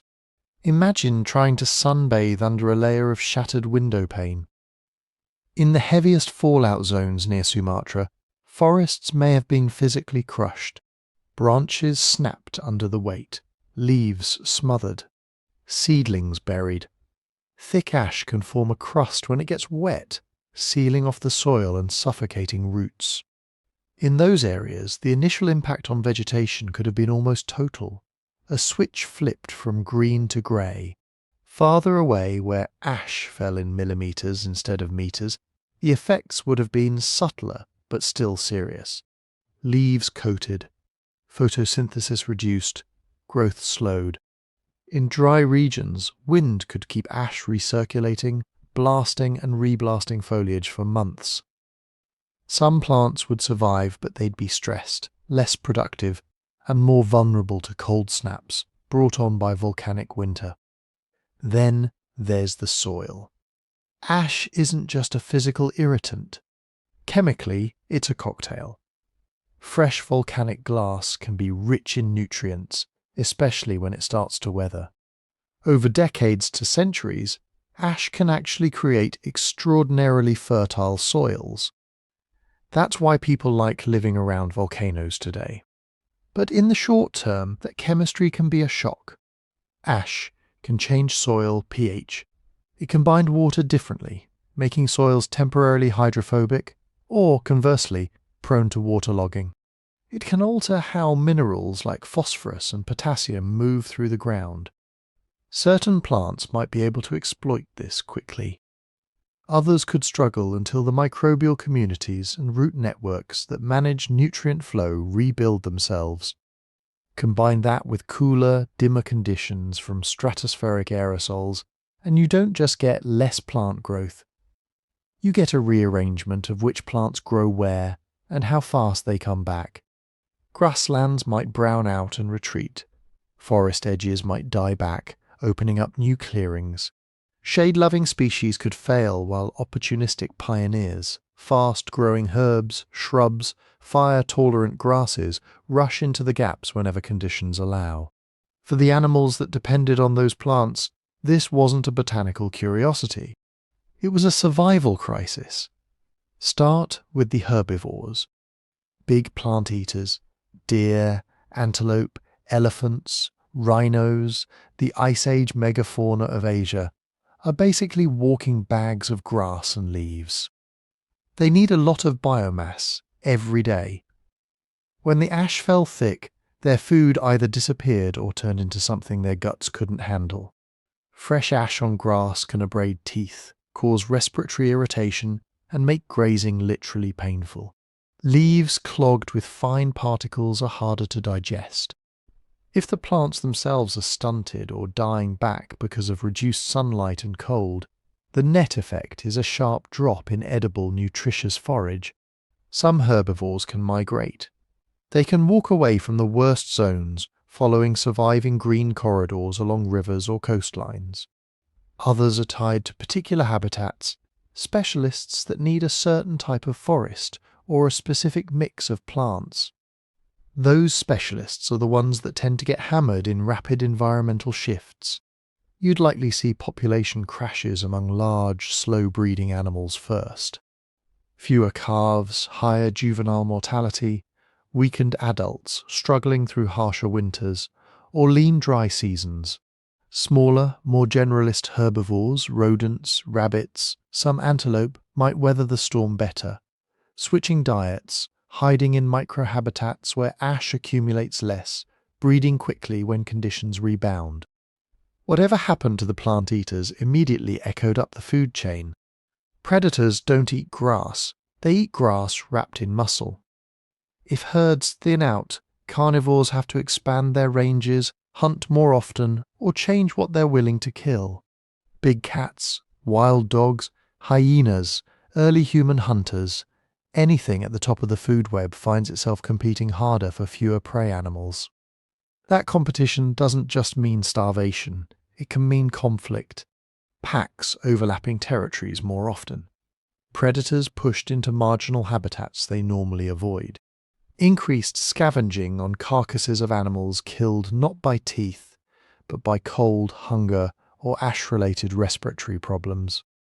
In such a stressed system, some predators will lose. The largest, most specialized, and slowest reproducing species are again the most vulnerable. Generalists, foxes, jackals, omnivorous bears, humans with flexible diets, are better positioned to ride out the chaos, switching to smaller prey, more plant foods, or new foraging strategies. All of this is happening on land, but Toba also changed what was happening in the water. Ash doesn't just fall and sit politely on the ground. Rain washes it into streams, rivers, and lakes. Wind blows it off exposed surfaces into ponds and coastal waters.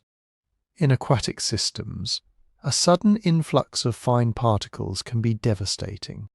First, turbidity.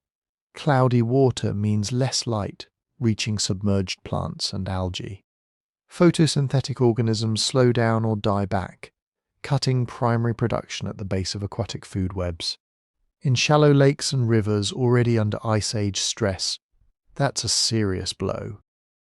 Second, gill damage. Fish and aquatic invertebrates breathe by pumping water across delicate surfaces. Fine ash particles can clog and abrade those surfaces, leading to suffocation or infection. You can get mass fish kills not because the water is poisoned in the traditional sense, but because it's become a slurry of microscopic glass. Third, chemistry again. As ash interacts with water, it can leach out various ions, changing alkalinity and trace metal concentrations. Some of these changes may be tolerable or even beneficial over time. Others could be harmful to particular species sensitive to pH or metal levels. Coastal ecosystems would feel a double hit. Ash arriving directly from the air onto the ocean surface, plus ash-laden runoff coming down rivers. Nearshore waters could experience short-term darkening, shifts in plankton communities, and pulses of nutrients that trigger blooms, followed by oxygen-depleting die-offs. So you have stressed plant communities on land, stressed herbivores and predators, stressed freshwater and coastal ecosystems. Layer on top of that changes in climate, cooler temperatures, altered rainfall, possibly stronger seasonal contrasts, and there's one more piece to consider: fire. At first glance, a cooler, dimmer post-eruption world might sound like one with less fire, less heat, less drought, less ignition. But the story is more complicated. In the immediate aftermath, in areas near the eruption, ash blankets could act as a fire suppressant. Fine layers smothering litter, insulating soils, cutting off oxygen to smouldering embers. Wet ash becomes a kind of mud, not exactly flammable.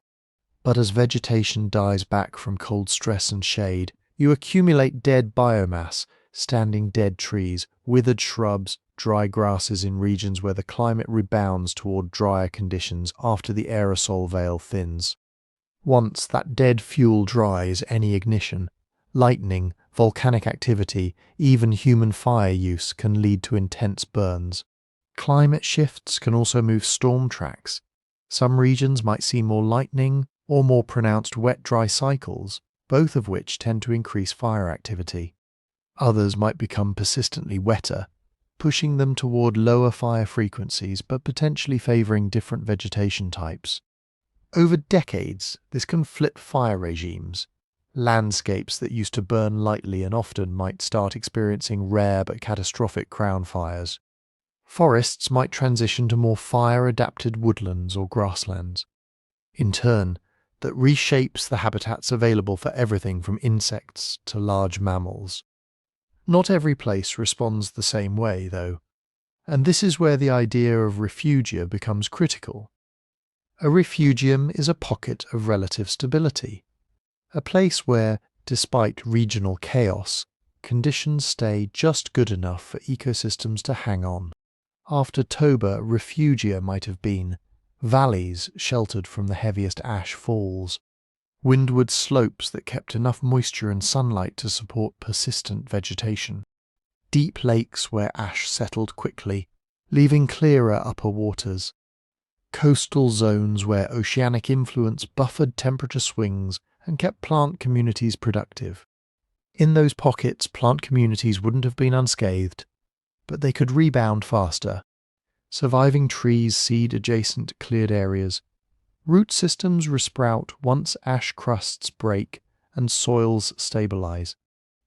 Animal populations retreat into these havens, compressing their ranges but maintaining breeding populations. From a distance, the world might look devastated. But on a finer scale, it's a mosaic. Dead zones, heavily altered zones, and scattered green islands acting as source regions for recolonization. Over centuries, those refugia leak life back into the damaged surroundings, like ink spreading through water. And crucially, the pattern of that mosaic differs drastically by region. Close to Toba in Sumatra, parts of the Malay Peninsula, the eastern Indian Ocean rim, ash thickness, toxic gas exposure, and pyroclastic devastation would have been severe. Their ecological impacts were probably near total in some zones, with recovery measured in centuries to millennia. A bit farther out in South Asia, tropical Africa, and mainland Southeast Asia, fallout would have been thinner, climate impacts still real, but layered onto already variable glacial environments. Some forests may have thinned, some grasslands may have shifted, but refugia were probably numerous, stitched along river corridors, coasts and uplands with favourable microclimates. In temperate Eurasia, far from the ash plume, the dominant stress might have been volcanic winter, superimposed on an already cold, unstable ice age. Here, ecological changes could blur into the background pattern of stadials and interstadials noticeable, but not obviously Toba-specific. In the oceans, too, proximity mattered. The eastern Indian Ocean and adjacent marginal seas likely saw the strongest ash-driven perturbations. The Pacific and Atlantic, shielded by distance and currents, might have felt Toba more through atmospheric cooling than direct ash effects. This unevenness is the key. Toba didn't flip a single global ecosystem switch from on to off. It jolted a patchwork planet, hitting some regions hard, others moderately, and some hardly at all. It pruned certain branches of food webs, stressed others, and left hidden reservoirs of life in refugia that would later repopulate damaged landscapes. For humans living through it, that meant their fate depended enormously on where they were in this mosaic. Some groups would have watched their familiar plants, animals, and fishing grounds collapse. Others would have experienced a bad few seasons, maybe a decade or two of harsher conditions, but nothing like total ecological failure. To see how our ancestors actually navigated that patchy, stressed world, what they hunted, gathered, and remembered, we have to zoom in again. This time, not on plants and animals in general, but on specific human bands standing in the ash, deciding what to do next. If you were one of those bands standing in the ash, the first problem wasn't philosophy or long-term evolution. It was your lungs. Volcanic ash isn't soft. It's microscopic shrapnel. Every breath drags tiny glass needles across the delicate tissue inside your nose, throat, and bronchi. Coughing becomes constant. Mucus thickens, turns grey, then black. In bad conditions, people can literally drown in their own inflamed airways. Children, elders, anyone already weakened, those are the first to go. Eyes burn and stream. Fine particles stick to the moisture on your eyeballs and grind against the cornea every time you blink. Conjunctivitis, scratched corneas, maybe even blindness, if you can't keep your hands off your face. And remember, you don't have goggles, saline solution, or antibiotics. You have ash, smoke, animal fat, and water that's probably contaminated. Because that's the second problem, water. Ash settles on everything, including streams, ponds, and water holes. If it's falling heavily, your main source of drinking water can turn into a suspension of abrasive grit in a matter of hours. Even if the chemistry isn't outright toxic at first, the physical damage matters. Drink that slurry, and you're coating your mouth, esophagus, and gut with the same glass that's scouring your lungs. Boiling doesn't fix this. You can kill microbes with fire. You can't boil sand into something your intestines will enjoy. The only real solutions are crude filtration, letting ash settle in containers, pouring water through woven fibre, grass or sand, or walking until you find cleaner sources. Meanwhile, ash landing on vegetation makes everything taste wrong, chew wrong, digest wrong. Try eating leafy plants coated in powder that cuts your gums and wears down your teeth.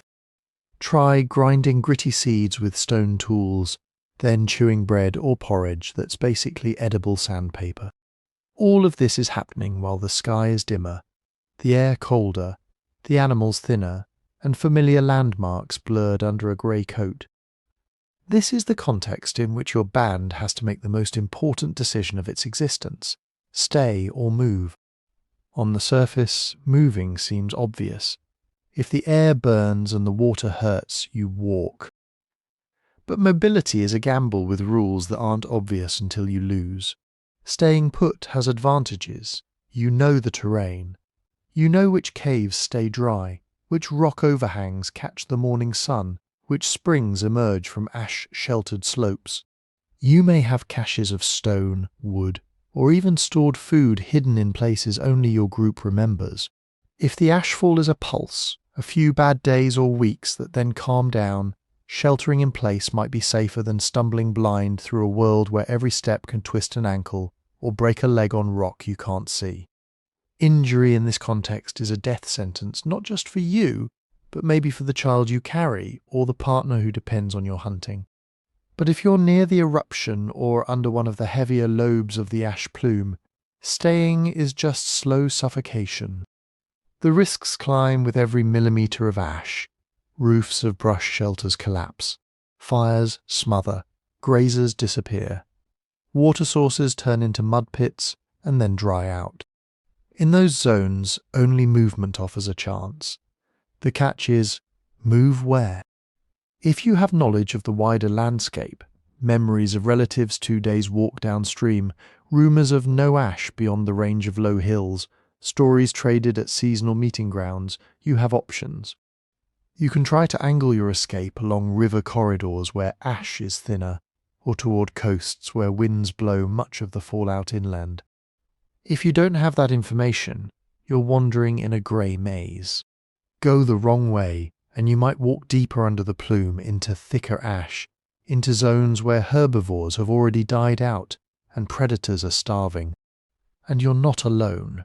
Every large carnivore with working legs is making the same decision, following the last traces of fleeing prey into exactly the corridors you're also using. So groups that survived weren't just the strongest. They were the ones that made the right mobility decision for their specific place, sheltering where shelter made sense, moving where immobility would have been fatal, and choosing paths that balanced distance, water availability, and risk. Shelter itself suddenly became high technology. Even a simple overhang or shallow cave is transformative in an ash storm. Rock overhead blocks fall out. Air inside is calmer, so less ash swirls around to be inhaled. Walls can be smeared with wet clay or mud to seal cracks. Entrances can be partially blocked with branches and hides, leaving small gaps for ventilation. Outside, people improvise. Huts get extra thatch, angled roofs, more frequent clearing of accumulating ash before the weight brings everything down. Ground sleeping spots are raised on branches or packed vegetation to stay above the first wet ash crust when rain comes. Clothing stops being just about modesty or minor chill and becomes a primary filter and insulator. Head coverings, hides, woven plant fibers, even wet wraps shield scalp and ears from constant dusting. Face coverings, however primitive, reduce the worst of the ash inhalation. Extra layers trap a thin layer of warm air close to the skin when the first volcanic winter chills arrive. Fire, which was already central to human life, gains new layers of importance and complexity. On cold, dim days, fire is heat, light, and psychological survival. But starting and maintaining it becomes harder when everything is damp, ash-coated or buried. Dry wood caches collected in earlier seasons and stored in caves or under rock ledges suddenly become the difference between life and death. Ash itself can smother flames, so hearths may need to be raised and sheltered. People learn fast which fuels still burn when slightly damp, which resins or barks catch easily, how to huddle fires against stone to reflect heat back into cramped shelters. And with plant foods unreliable, fire also turns into your most effective digestive organ. Roasting tough roots makes starches more available. Smoking or slow roasting meat extends its edible life in a world where hunting success is episodic, and refrigeration is dig a hole in the cold ground and hope. Bones are cracked and boiled for marrow and grease. Nothing edible is wasted. That brings us to the core human adaptation in any ecological shock, what you're willing and able to eat. In stable times, even hunter-gatherers often specialize. Coastal groups lean heavily on shellfish and fish. Forest bands focus on particular fruiting trees, tubers or game animals. Grassland hunters track migratory herds. Toba's ash doesn't care about your specialties. If you're a narrow specialist more or less tied to one big prey species or one major plant resource, you're in trouble when that species crashes or that plant community withers under ash.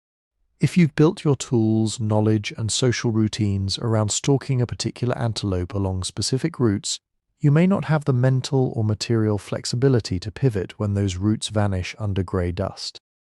By contrast, broad-spectrum foragers, people already used to switching between small game, insects, roots, seeds, shellfish, fruits, and scavenging, are better positioned. Their toolkits include snares for rabbits, baskets for seeds, digging sticks for tubers, and sharp flakes for butchering almost anything that moves or dies near them. They know which plants stay edible when stressed, which animals can still be trapped even when big herds are gone, which patches of land harbour overlooked foods like bulbs or insect nests. If coastal ecosystems are less affected than inland zones, Groups near the sea that already exploit shellfish, crabs, and stranded fish have a buffer against terrestrial collapse.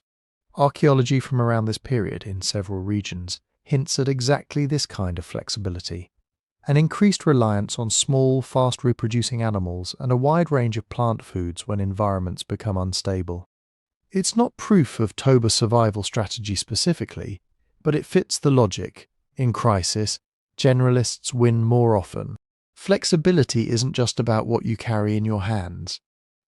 It's also about who you know. Social networks are invisible, but they might have been the single biggest resilience multiplier for humans in the ash zone. Imagine your group has been hit hard. 2 hunters died in a sudden ash-choked river crossing. A child is coughing blood. Your foraging grounds are buried. Alone you're on the edge. But if, once a year, your band normally meets another band downriver to exchange mates, stone stories and dried food, that connection becomes a lifeline. You know roughly where they camp in the dry season.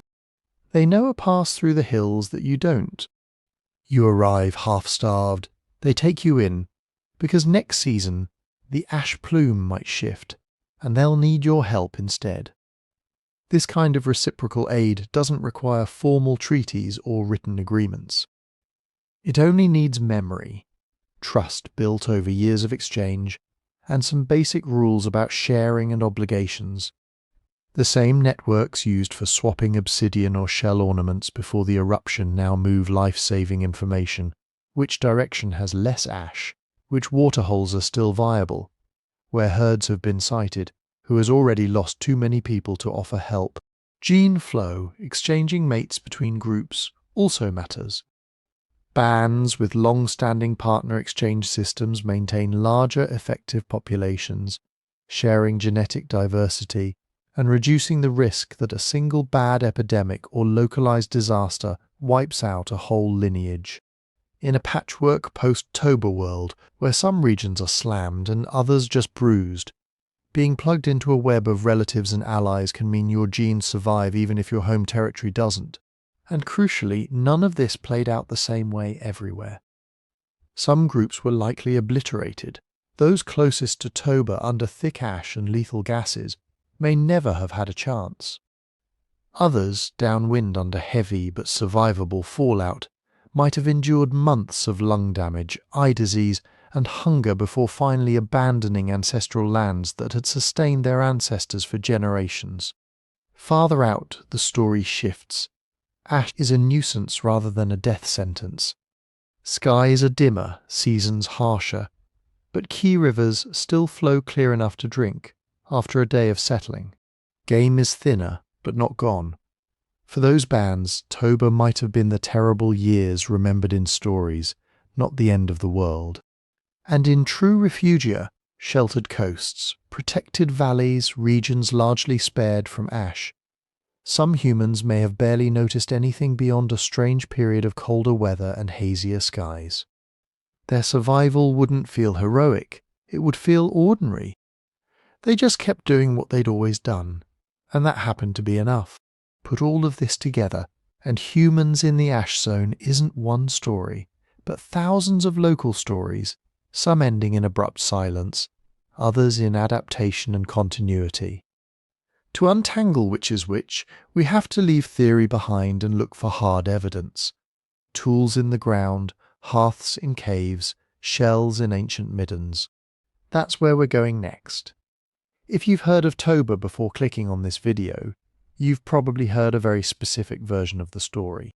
74,000 years ago, the volcano erupts. The world plunges into volcanic winter. Human populations crash so hard that only a tiny handful survive. Sometimes the number is given as 10,000 people worldwide, sometimes 3,000, sometimes even a few hundred breeding adults. One bad week in Indonesia, the story goes, and our entire species almost winks out. That's the near-extinction narrative. Toba as the day humanity almost died. It's neat. It's dramatic. And for a while it seemed to solve a real scientific puzzle. Back in the late 20th century, geneticists started doing something that would have sounded like science fiction to earlier generations. They were reconstructing our population history, not from bones in the ground, but from molecules inside living people. Look at the right parts of the genome, especially DNA that accumulates mutations at a relatively steady rate, and you can treat those mutations like timestamps. Two people who share a lot of rare variants almost certainly had a recent common ancestor. Two people whose DNA differs more have to trace their family trees further back before they converge. When researchers did this for humans worldwide, they noticed a pattern. We're weirdly homogeneous for a species that's supposedly been around for hundreds of thousands of years and spread across an entire planet. Compared to chimpanzees, or even some other large mammals, humans just don't have that much genetic variation. People from opposite ends of the old world are, at the DNA level, surprisingly similar. One way to get that pattern is through a bottleneck. In plain language, a genetic bottleneck is what happens when a large population gets squeezed down to a very small number of survivors, then grows again. Imagine you have a jar full of multicolored beads, lots of red, blue, green, yellow, black, white. That's high diversity. Now imagine you poured just a few beads through the neck of a bottle into a new jar. Maybe by chance you only get 3 colors. Then those 3 colors reproduce and fill the jar. The end result, lots of beads, but most of the original variation is gone. The history of the population is written in what's missing. Human DNA looked a bit like that second jar. Lots of people, not a lot of color variation. So scientists started asking, when did we get squeezed through the bottle? And what could have done the squeezing? Around the same time, geologists were firming up the date of the Toba-Eruption and realizing just how immense it had been. Ash in the ocean, ash in India, ash in Africa, sulfate spikes in ice cores, climate models showing sharp cooling. You can probably see where this is going. On one side, you have geneticists saying, it looks like our effective population size dipped to maybe 10,000 breeding individuals sometime in the late Pleistocene. On the other, you have volcanologists saying, around 74,000 years ago, we had one of the biggest eruptions in the last couple million years. It probably caused serious climate disruption. Put those together, and you get an irresistible hypothesis. Toba caused the human bottleneck. A single apocalyptic event that almost erased us, leaving only a scattered remnant huddled in refuges. It's compelling for a lot of reasons. First, our brains love simple, dramatic causes. A mysterious pattern in DNA reflects a long, complex demographic history with multiple expansions and contractions is accurate but unsatisfying. A supervolcano almost killed everyone is a story. It has a villain, a moment of crisis, and clear before and after.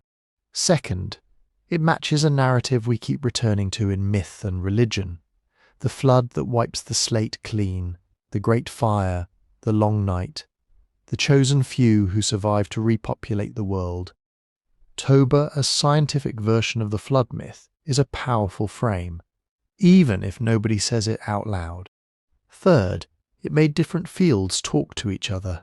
Geology, genetics, paleoanthropology. There's a real thrill when separate lines of evidence seem to click into a single big picture. Climate catastrophe triggers population crash, which leaves a signature in the genome. So, early on, the Toba bottleneck idea spread fast. Initial genetic studies, working with relatively small datasets and simpler models, seemed to support a severe reduction in human effective population size sometime in the last 100,000 years. Some researchers explicitly suggested that this reduction might reflect a catastrophic environmental event, Toba being the prime suspect. Those first papers were careful. They used words like may have, could be consistent with, one possible explanation. But those are hedges that don't travel well. Here's where media framing steps in.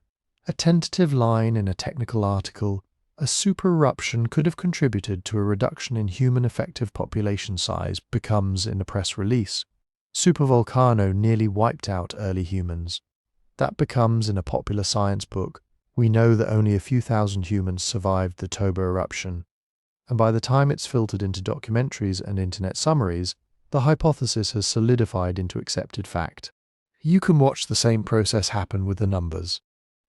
One model might suggest that for a period, the genetic diversity of our ancestors was roughly equivalent to a population of, say, 10,000 breeding individuals. Not an actual head count. An effective size, which is a technical concept that accounts for how genes are inherited. But once the story hits public space, effective population quietly turns into literal population, and 10,000 breeders becomes maybe only a couple thousand people left on Earth. And then that gets rounded down further for drama, just a few hundred survivors. The caveats vanish. The phrases like assuming equilibrium, or under this model, or if we ignore population structure do not make it into headlines. There's also the simple problem that humans, including scientists, like clean narratives. If you've got a big, obvious event like Toba sitting near the right time in the paleoclimate record, it's tempting to line everything up around it. Toba becomes the turning point. Before diverse, widespread populations. After unified, reduced survivors who will eventually give rise to us. But if we really wanted to show that Toba nearly wiped us out, what kind of evidence would we actually need? At minimum, three things. First, genetics would have to show not just a general bottleneck sometime in the late Pleistocene, but a very sharp, very brief crash in effective population size precisely at around 74,000 years ago. Not sometime between 50 and 100,000. Not a long period of low effective population. A tight alignment. Second, archaeology would need to show a corresponding disappearance or dramatic thinning of human occupation in many regions at exactly that time. Tool traditions vanishing for thousands of years, gaps in site sequences, clear signs that local populations crashed or abandoned entire areas coincident with the eruption. Third, paleoenvironmental data would have to confirm that Toba's climate impact was not just globally noticeable, but globally catastrophic for the kinds of environments humans depended on. We'd want to see prolonged, severe cooling and ecosystem collapse in multiple key refugia, not just downwind of the volcano, but across Africa and Eurasia. Put simply, a tight genetic signal, a tight archaeological signal, and a tight environmental signal, all pointing to the same short window and the same level of devastation. That's a very high bar, and as more data started coming in, from bigger genetic studies, more precisely dated archaeological sites, and better climate proxies, the picture got more complicated. Some of the early genetic inferences turned out to be extremely sensitive to assumptions about mutation rates, generation times, and how structured ancient human populations were. Some archaeological sequences showed clear continuity across the Toba ash layer, with no obvious evidence that local people had vanished or even radically changed their toolkits. And climate reconstruction suggested that, while Toba definitely mattered, its cooling effects might have been shorter and less apocalyptic than assumed in the most dramatic models. The near-extinction story didn't disappear. It just stopped looking like a clean one-to-one equation. Toba eruption equals bottleneck equals almost no humans left. Instead, it started to look like one piece of a much larger, messier puzzle. One that stretches back well before Toba and forward long after it, with multiple periods of expansion, contraction, and regional stress. To understand how that revised picture emerged, we need to look more closely at what our DNA can and can't tell us about ancient population sizes, and what happens when you compare those genetic signals to the dirt, bones, and tools on the ground. That's where we're headed next. When geneticists talk about bottlenecks, they're not just being poetic. They're describing a very specific pattern in the genome. But bottlenecks aren't the only way to get that pattern. and that's where the story gets slippery. Let's start with definitions, because two ideas often get mashed together here: bottlenecks and founder effects. A bottleneck is when an existing population already spread out and established suddenly crashes in size. Maybe from climate change, disease, habitat loss, or yes, a giant eruption. Lots of lineages get snipped off at once. The survivors carry only a subset of the original variation, and that reduced diversity gets passed on as the population recovers. A founder effect is different. It happens when a small group peels off from a larger population and goes somewhere new. Think of a few families crossing a land bridge, or island hopping, or slipping through an ice-free corridor. They only bring a fraction of the genetic variation with them, purely by chance. Even if the source population back home stays large and diverse, the offshoot looks like it came through a bottleneck. On paper, those are separate processes. In DNA, their signatures can look strikingly similar: low diversity, skewed frequencies of certain variants, weird imbalances in how common different lineages are. That's the first big caution. When you see a squeezed down pattern in the genome, you're not automatically looking at a global catastrophe. You might be looking at the legacy of a few adventurous founders. There's another catch. We don't have just the human genome as one uniform, simple thing. We have multiple genetic systems, and they don't all tell the same story. Mitochondrial DNA, for example, is inherited only through the maternal line. Your mitochondria come from your mother, hers from her mother, and so on, back through an unbroken chain of women. That makes mtDNA wonderfully neat for building maternal family trees. You can trace lineages back to a common ancestor, sometimes nicknamed Mitochondrial Eve, and estimate how long ago she lived. But mtDNA is just one tiny loop of DNA in your cells. It represents a single genealogical thread out of millions. It's like reconstructing the history of a city by following only one surname. E-chromosome DNA is the paternal counterpart. It passes from father to son, so it traces male lineages. E-data has given us Y-chromosome Adam, the most recent common ancestor along strictly male lines. Again, powerful, but very narrow. You're looking at the history of one pipe in a very complicated plumbing system. Autosomal DNA is everything else. All those chromosomes that recombine every generation, mixing and shuffling contributions from both parents. This is where most of your genetic information lives. It's also where population history gets both richer and messier, because recombination constantly breaks and reassembles ancestral segments. Here's why this matters for Toba and the bottleneck debate. Early bottleneck arguments leaned heavily on mtDNA and Y chromosome data.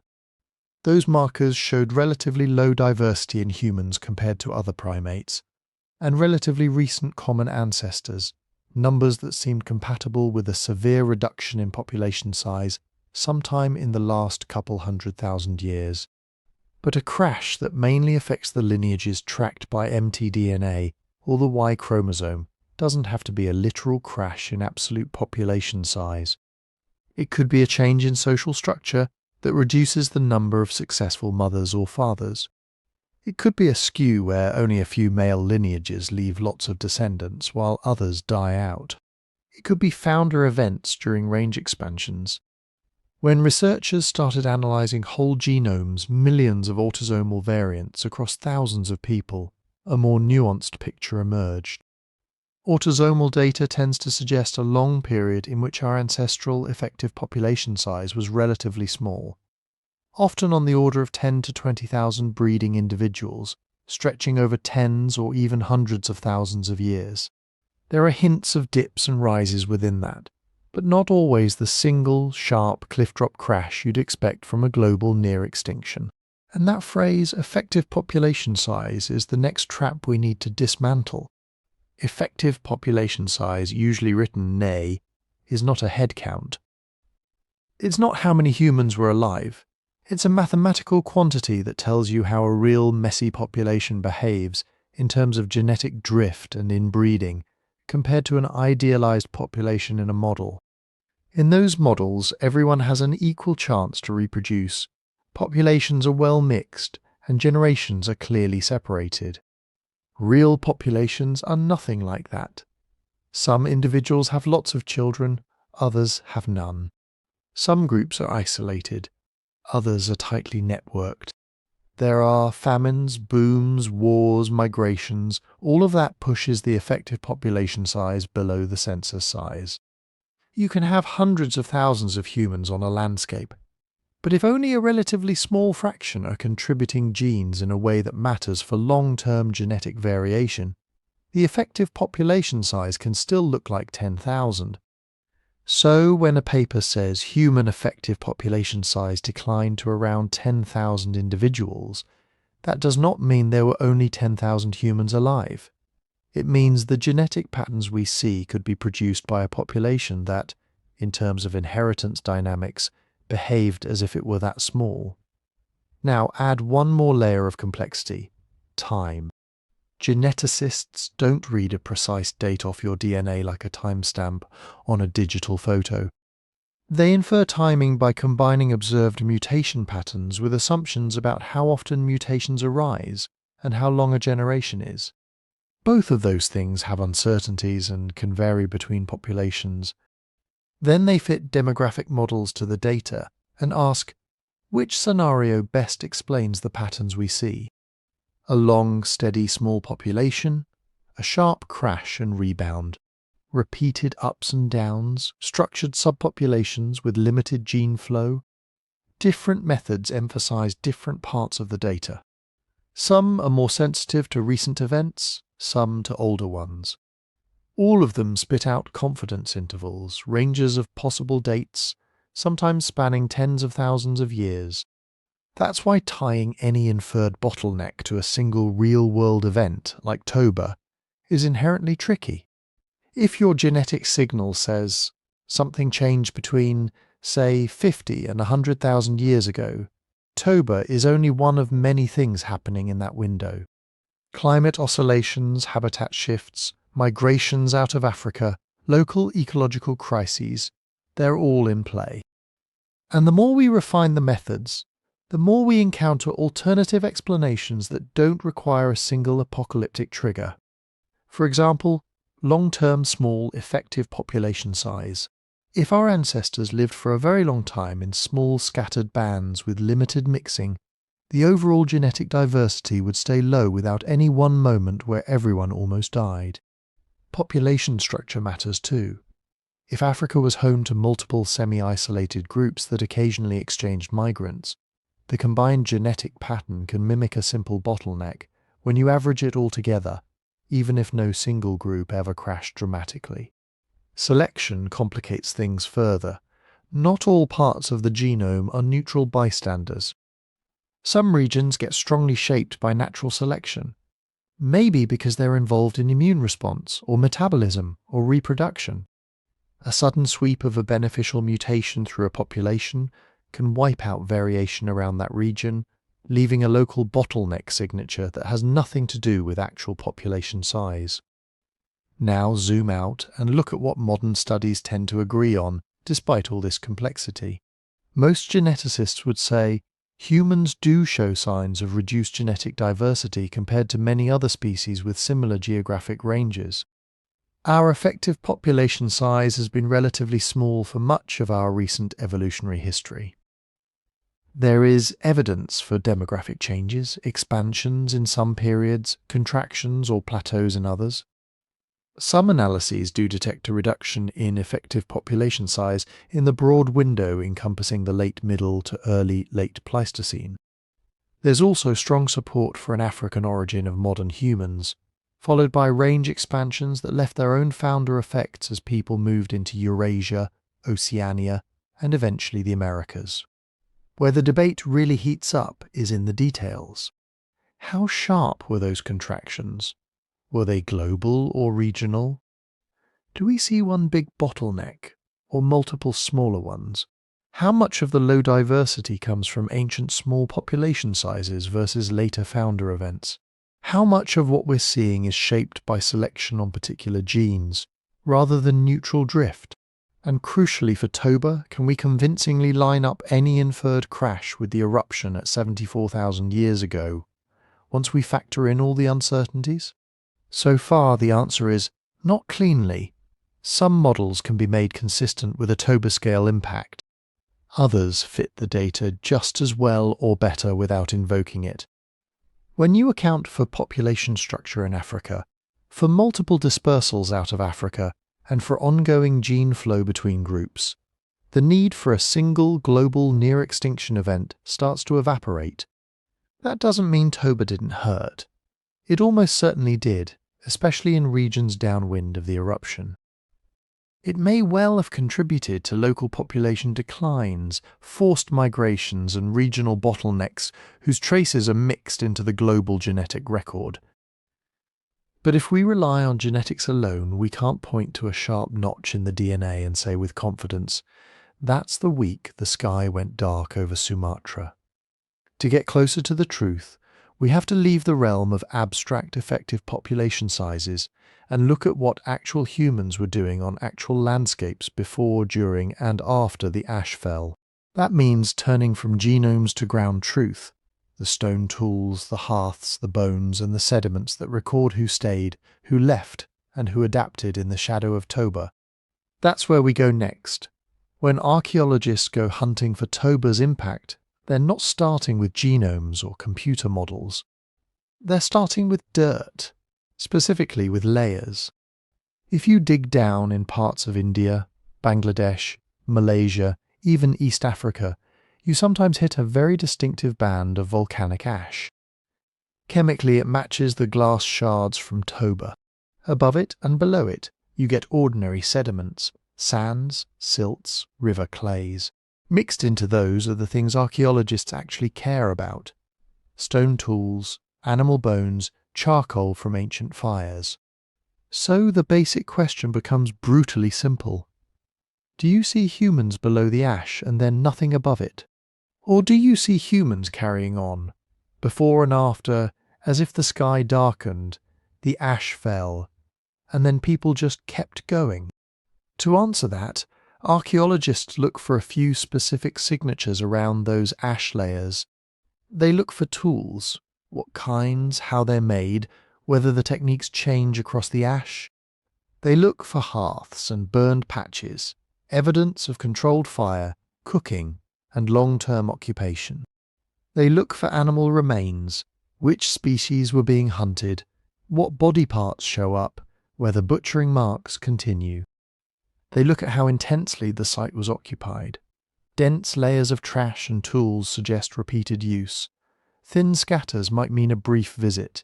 Put all that together and you get a kind of heartbeat. If that heartbeat is pounding below the ash and silent above it, that suggests a serious disruption. If it keeps ticking on both sides, that suggests continuity. Nowhere has this been debated more fiercely than in South Asia, especially India, which sits squarely in Toba's ashfall zone.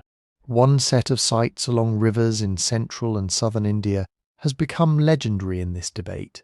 Places like Jwalapuram in Andhra Pradesh, and others in the Sun and Narmada valleys, where archaeologists have found long sequences of sediment with a Toba ash layer right in the middle. At Jwalapuram, for example, you can walk through time in a vertical slice of earth. In the lower layers, well below the ash, you find stone tools made in what's called Middle Paleolithic style. Flakes struck from prepared cores, points and scrapers, a technology that looks broadly similar to what early Homo sapiens were using in Africa and Western Asia. Then a little higher, the Toba ash, a thick pale band. And above that, more Middle Paleolithic tools. Not a totally different system, not a dramatic simplification. Very similar shapes, very similar techniques. Same general technological language, just in a younger layer. This is why some archaeologists argue South Asia shows continuity across Toba. In their view, local human groups were living there before the eruption, making a particular kind of toolkit, and they were still there afterward, making broadly the same kind of toolkit. If Toba had wiped out or completely displaced everyone in the region, you might expect to see a break, a gap in occupation, or at least a big technological reset as new people moved in. Instead, at least in some of these sites, the record looks continuous. That continuity claim has become one of the central planks in the Toba hurt, but didn't almost exterminate us camp. But interpreting a site like that is trickier than it sounds. First, continuity in tools doesn't necessarily mean continuity in people. You could, in principle, have one population vanish and another move in later, coincidentally using a similar technology. Stone tools are a very blunt instrument for tracking identities. Many different groups can independently arrive at the same basic solution when everyone's cracking the same kind of rocks to butcher the same kinds of animals. On the other hand, abrupt changes in technology can signal something big: migration, cultural collapse, or a reorganization triggered by stress. If below the ash you see complex standardized tools made with a particular technique, and above the ash you see only simple flakes, fewer tools, or an entirely different method, that might point to disruption. It could mean survivors lost knowledge. It could mean newcomers brought a different toolkit. It could mean resources changed and people adapted. So archaeologists aren't just asking, is there stuff above the ash? They're asking, does the stuff above the ash look like an organic evolution of what came before, or does it look like a break? At Jualaparam and some other Indian sites, the argument is that the post-ash tools are not just present, they're broadly in line with the pre-ash tradition. There are gradual shifts, sure, that's normal in any long occupation, but no clean break. That pattern suggests that, at least locally, human groups weathered the eruption. There's another line of evidence: occupation intensity. In some sequences, the density of artifacts on hearths drops around the ash, then picks back up. That could mean people temporarily pulled back or passed through less often, maybe avoiding the most heavily impacted zones while ecosystems recovered. But because occupation resumes, it's hard to argue for total regional abandonment.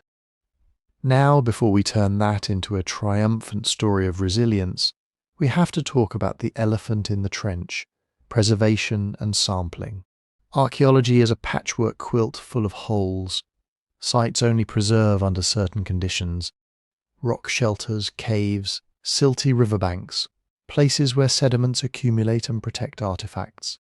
Vast stretches of ancient landscape leave almost nothing we can find. Forest floors, eroding hillsides, floodplains that get scoured and redeposited, most of that record is gone. Then layer on human bias. We excavate where we can get permits, where erosion exposes something promising, where construction projects accidentally dig up bones. Huge regions of South Asia and Southeast Asia have never been systematically surveyed for Toba sites. So we haven't found people here after the ash does not mean there were no people here after the ash. It often means we haven't yet randomly hit one of the few spots where evidence both survived and is accessible. Ash itself complicates things further. Volcanic deposits conceal and preserve sites beautifully, like a time capsule. But they can also bury them so deeply they're effectively invisible. Or they can erode away entirely, leaving you with a gap that looks like an absence of people, when really it's just an absence of sediment. That's why missing sites don't equal missing people. Archaeologists have to interpret absence very cautiously. You can lean on presence. We definitely know humans were here before and after, in this exact spot, but you can't confidently extrapolate from silence. This is where technology continuity becomes especially valuable. It's not just, are humans present at all? It's, how similar are their behaviours across this potential catastrophe boundary? If you see stable tool traditions, similar raw materials, similar patterns of hearths and butchery before and after, that's a clue that the same or closely related populations persisted. If you see radical simplification, or a long pause and then a different style, that hints at stress, movement or replacement, and not all continuity is equal. Imagine 3 scenarios for a Toba zone region. In the first, nothing much changes. People keep using the same campsites, hunting the same animals, knocking out the same tools. Occupation layers march cleanly across the ash with only minor variations. That would argue for resilience and relatively limited local impact. In the second, there's a gap. Tools and trash vanish for a while, and then, after a hiatus, traces of human activity reappear, maybe with a slightly tweaked toolkit, maybe with a different mix of hunted species. That could indicate temporary abandonment, followed by recolonization once conditions improved. In the third, the gap is longer, and the technology that appears afterward is strikingly different. New core techniques, new point styles, maybe different raw materials pulled from new sources. That smells like population turnover. Previous groups gone or drastically reduced, new groups moving into an altered landscape.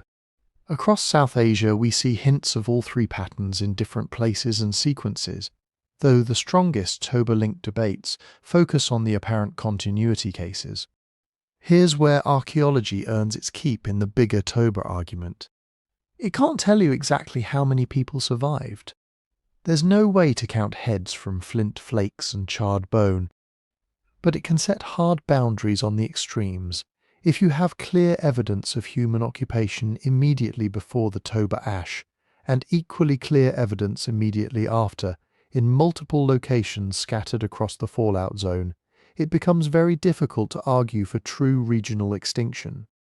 Populations might have shrunk, reorganized, or shifted ranges, but they didn't all blink out. If, in addition, the technology and subsistence strategies show continuity, same basic toolkit, similar hunting patterns, that undercuts scenarios where Toba caused a complete cultural collapse in those areas. People were stressed, sure, but their knowledge systems didn't disintegrate. On the flip side, if in some regions the record thins out or changes abruptly, that tells you something too. Maybe those areas were hammered harder by ash thickness, or by knock-on climate effects. Maybe local populations did crash or move away, leaving room for later colonists. Put all this together, and archaeology acts like a reality check on both ends of the spectrum. It challenges the ultra-apocalyptic story Toba nearly wiped out humans everywhere because we can point to sites where people ride out the ashfall. And it challenges the opposite, overly casual story. Toba was just another eruption, because in some sequences we do see disruption, thinning, or change that line up with the event. The truth, as usual, looks regional, messy, and human. Some groups likely hunkered down in refuges, tweaking their routines but keeping their cultural traditions alive. Others may have been forced to move, merge, or vanish.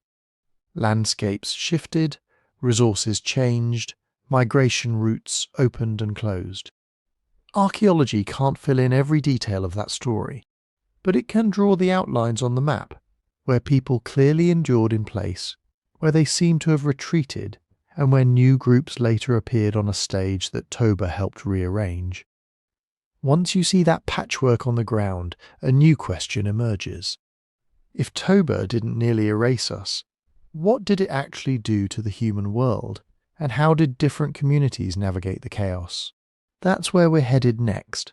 If we throw out the idea that Toba almost erased us, we don't get to shrug and walk away. We still have a gigantic eruption, a clear ash signature across half the old world, hints of climate disruption, and a human species living mostly at the margins. If not extinction, then what? Think of it as 3 overlapping possibilities rather than one neat answer. Not mutually exclusive, different regions, different timings, different outcomes. Call the first one Scenario A. Severe regional catastrophe. Survivable global effects. In this picture, there are places that got absolutely hammered. Downwind of the volcano, especially across parts of Sumatra, the Malay Peninsula, maybe the Bay of Bengal and bits of the Indian subcontinent, ash could have fallen thick and fast. Roof collapsing, river choking, plants smothering ash. Not everywhere, not uniformly, but patchy belts of devastation. If you were unlucky enough to be living in one of those belts, it wouldn't matter that the global climate only cooled by a few degrees, or that other continents were doing okay. Your local world might have fallen apart, streams clogged, grazers dead or gone, edible plants buried, eyes and lungs irritated by fine particles. For a foraging band with no food storage beyond a few dried strips of meat and some cached bones, that's an existential crisis. In Scenario A, local populations crash hard in the worst hit zones. Some groups die outright. Others flee, trying to skirt the ash, following surviving rivers, hugging coastlines, or heading upslope into cleaner air and unburied vegetation. But the key is that this isn't uniform. Just a few 100 kilometers away, conditions might be harsh but not terminal. Ashfall lighter, rain washing it into soils instead of forming sterile blankets. Animals stressed but not annihilated. Globally, that looks like this. Lots of people have a bad decade or two. Some regions take a massive hit, but vast areas, Africa away from the plume, parts of the Middle East, maybe sheltered pockets in Southeast Asia, experience Toba as a serious but survivable shock layered onto whatever climate trajectory they were already on. Scenario A explains why we see disruption in some archaeological sequences, but continuity in others. It also fits what we know about big eruptions today. Even Tambora in 1815, the year without a summer volcano, didn't kill everyone, everywhere. It killed a lot of people regionally directly and through famine, while others mostly noticed weird sunsets and bad harvests. Now fold in Scenario B, a short, sharp volcanic winter, slamming into a world that was already cooling. Toba didn't erupt into a stable, gentle climate. It went off during a glacial period in a world oscillating between cold and colder. Ice sheets were waxing and waning. Rain belts were shifting. Sea levels were lower than today. Many human groups were already living close to the edge of what their ecosystems could support. In this scenario, Toba is a shove, not a reset. Sulfur aerosols wave into the stratosphere, sunlight drops, temperatures dip further for a few years, maybe a decade or two. Growing seasons shorten. Plants in marginal zones already stressed by cooler, drier conditions fail catastrophically. Animal herds thin.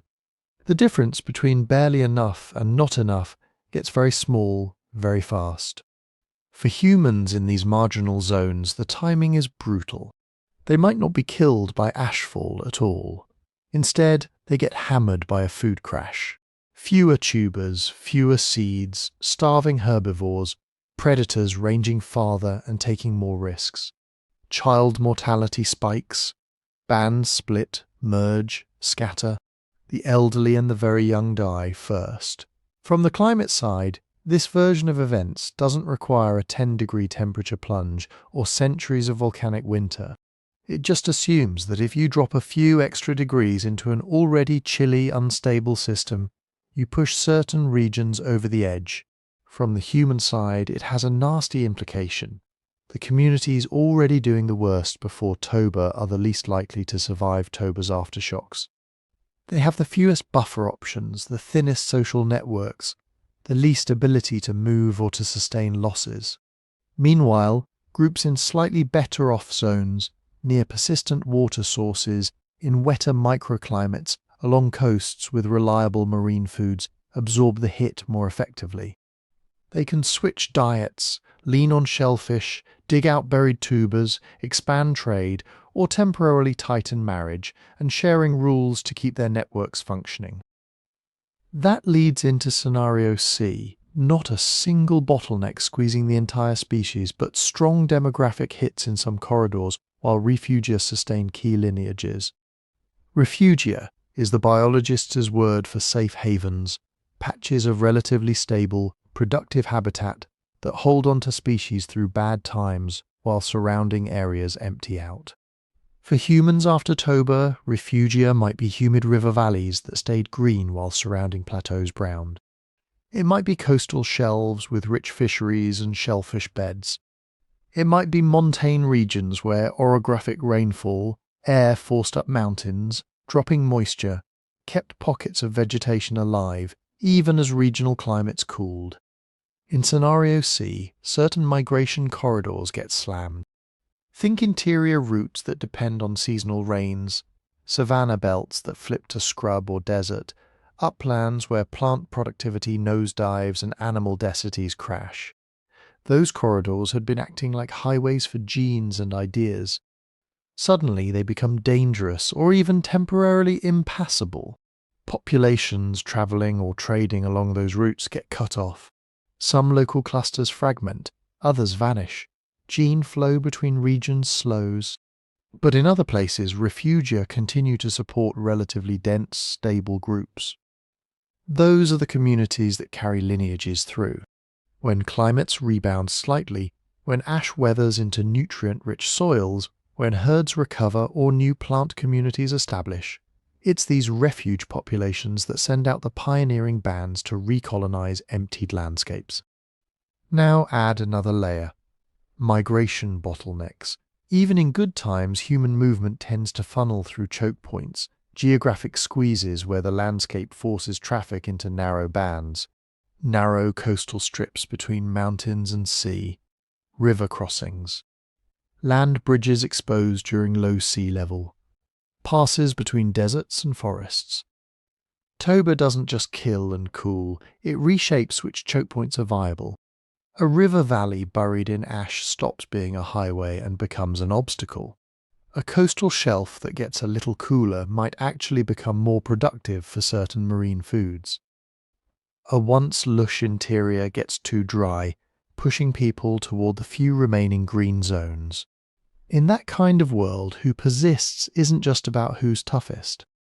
It's about who happens to control or occupy the right bottlenecks. Groups living near emerging safe corridors, coastal stretches that stay wet, river deltas that avoid the worst ash, oases at the intersection of trade routes, find themselves in positions of disproportionate influence. Their genes and their cultural practices have a higher chance of spreading, simply because everyone trying to move through the landscape has to pass through their territory, intermarry with them, or adopt their strategies. Conversely, populations tucked away in interior pockets that become ecological dead ends might persist for a while. But with fewer marriage partners and less incoming information, they're more vulnerable to later shocks. Their lineages are more likely to wink out without leaving much trace in modern DNA. This is where inland versus coastal differences really start to matter. Inland groups, especially in semi-arid zones, are at the mercy of rainfall patterns. If Toba's aerosols shift monsoon tracks or reduce precipitation in already marginal areas, grasslands can retract dramatically. That takes down grazing herds, which drags down predators, which leaves human foragers scrambling for alternative foods. People who know a lot about plant foods, small game, or stored resources might survive.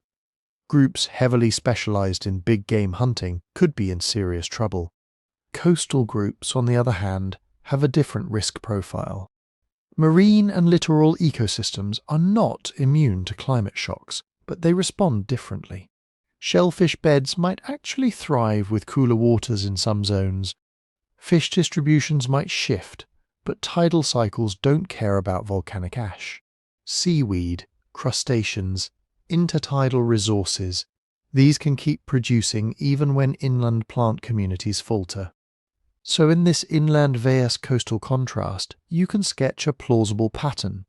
Interior corridors, sharper population crashes, more extinctions of local lineages, more empty niches waiting to be recolonized. Coastal and riverine refugia, reduced but persistent populations, maintaining complex knowledge about diverse resources, forming the cores from which later expansions radiate. None of this requires a species-wide bottleneck down to a few thousand individuals.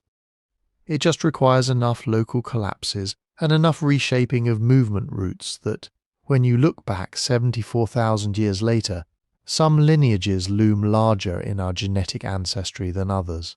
And this is where these scenarios connect to genetics and culture. Genetically, you don't need near-extinction to get noticeable signatures. Repeated regional crashes, followed by expansions from surviving refugia, will prune genealogical trees unevenly. Some branches get chopped short, others spread wide. Over tens of thousands of years that can look like bottleneck-like patterns, reduce diversity in certain regions, star-like expansions of particular lineages without invoking a single global Toba-driven crunch.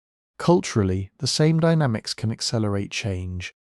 Imagine a world where interior populations are repeatedly stressed, forced to move, merge and improvise. Bands from different traditions collide at bottlenecks and refugia. They trade not just mates and stone raw materials, but techniques, stories, taboos, ritual practices. Some ideas prove better at organizing cooperation in hard times. New ways of sharing food, new norms about alliance, new technologies for exploiting fallback foods. Groups that happen to adopt those successful cultural packages are more likely to hold territory, attract allies, and send out daughter bands when climates ease. Their cultural genes spread with their biological ones. So even if Toba didn't almost exterminate us, these scenarios still give it teeth. It becomes a powerful filter, not the all-or-nothing gate of a global bottleneck, but a series of regional sieves, ecological, geographic, social, each one letting certain lineages and lifeways through more easily than others. Severe regional catastrophe with survivable global effects. A short, sharp volcanic winter layered onto an already cooling planet. Strong demographic hits in key corridors, buffered by scattered refugia.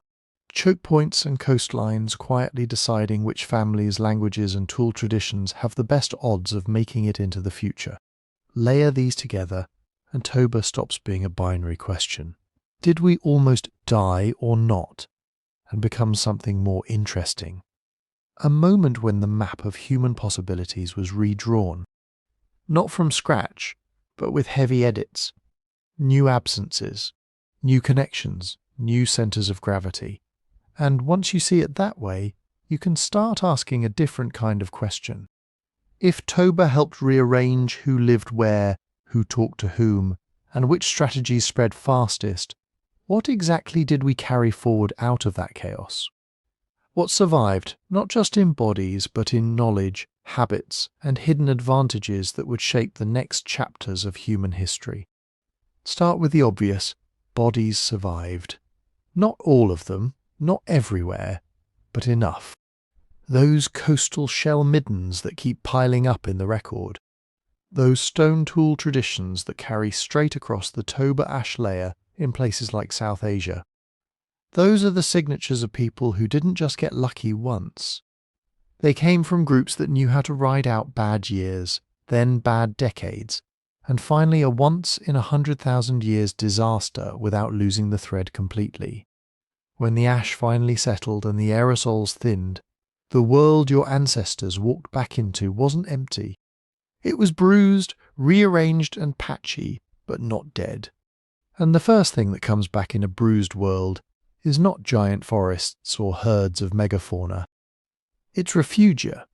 Those safe havens from the previous section don't just protect species during the crisis. They become launch pads during the recovery. Think of a humid river valley that stayed green while the surrounding plateau browned out. During the worst years it might have been crowded. Its resources stretched thin by incoming refugees, human and non-human alike. But as soon as the larger climate system loosened its grip just a little, that same valley had an outsized role. Seeds from plants, clinging to its banks blew or floated outward. Animals that had found shelter in its ravines began to move along tributaries, recolonizing side valleys and uplands as conditions allowed. And human groups who had memorized every bend of that river, every seasonal food source, every sheltering overhang, began sending out scouting parties again. Recovery, in other words, doesn't start everywhere at once. It radiates from these pockets of continuity. You can see the same pattern today after wildfires or smaller eruptions. Unburned strips along rivers or ridges act as nurseries for the landscape around them. Scale that up, slow it down, and you have the post-Toba world. And humans were particularly well equipped to plug into that process because of the second thing that survived: technology.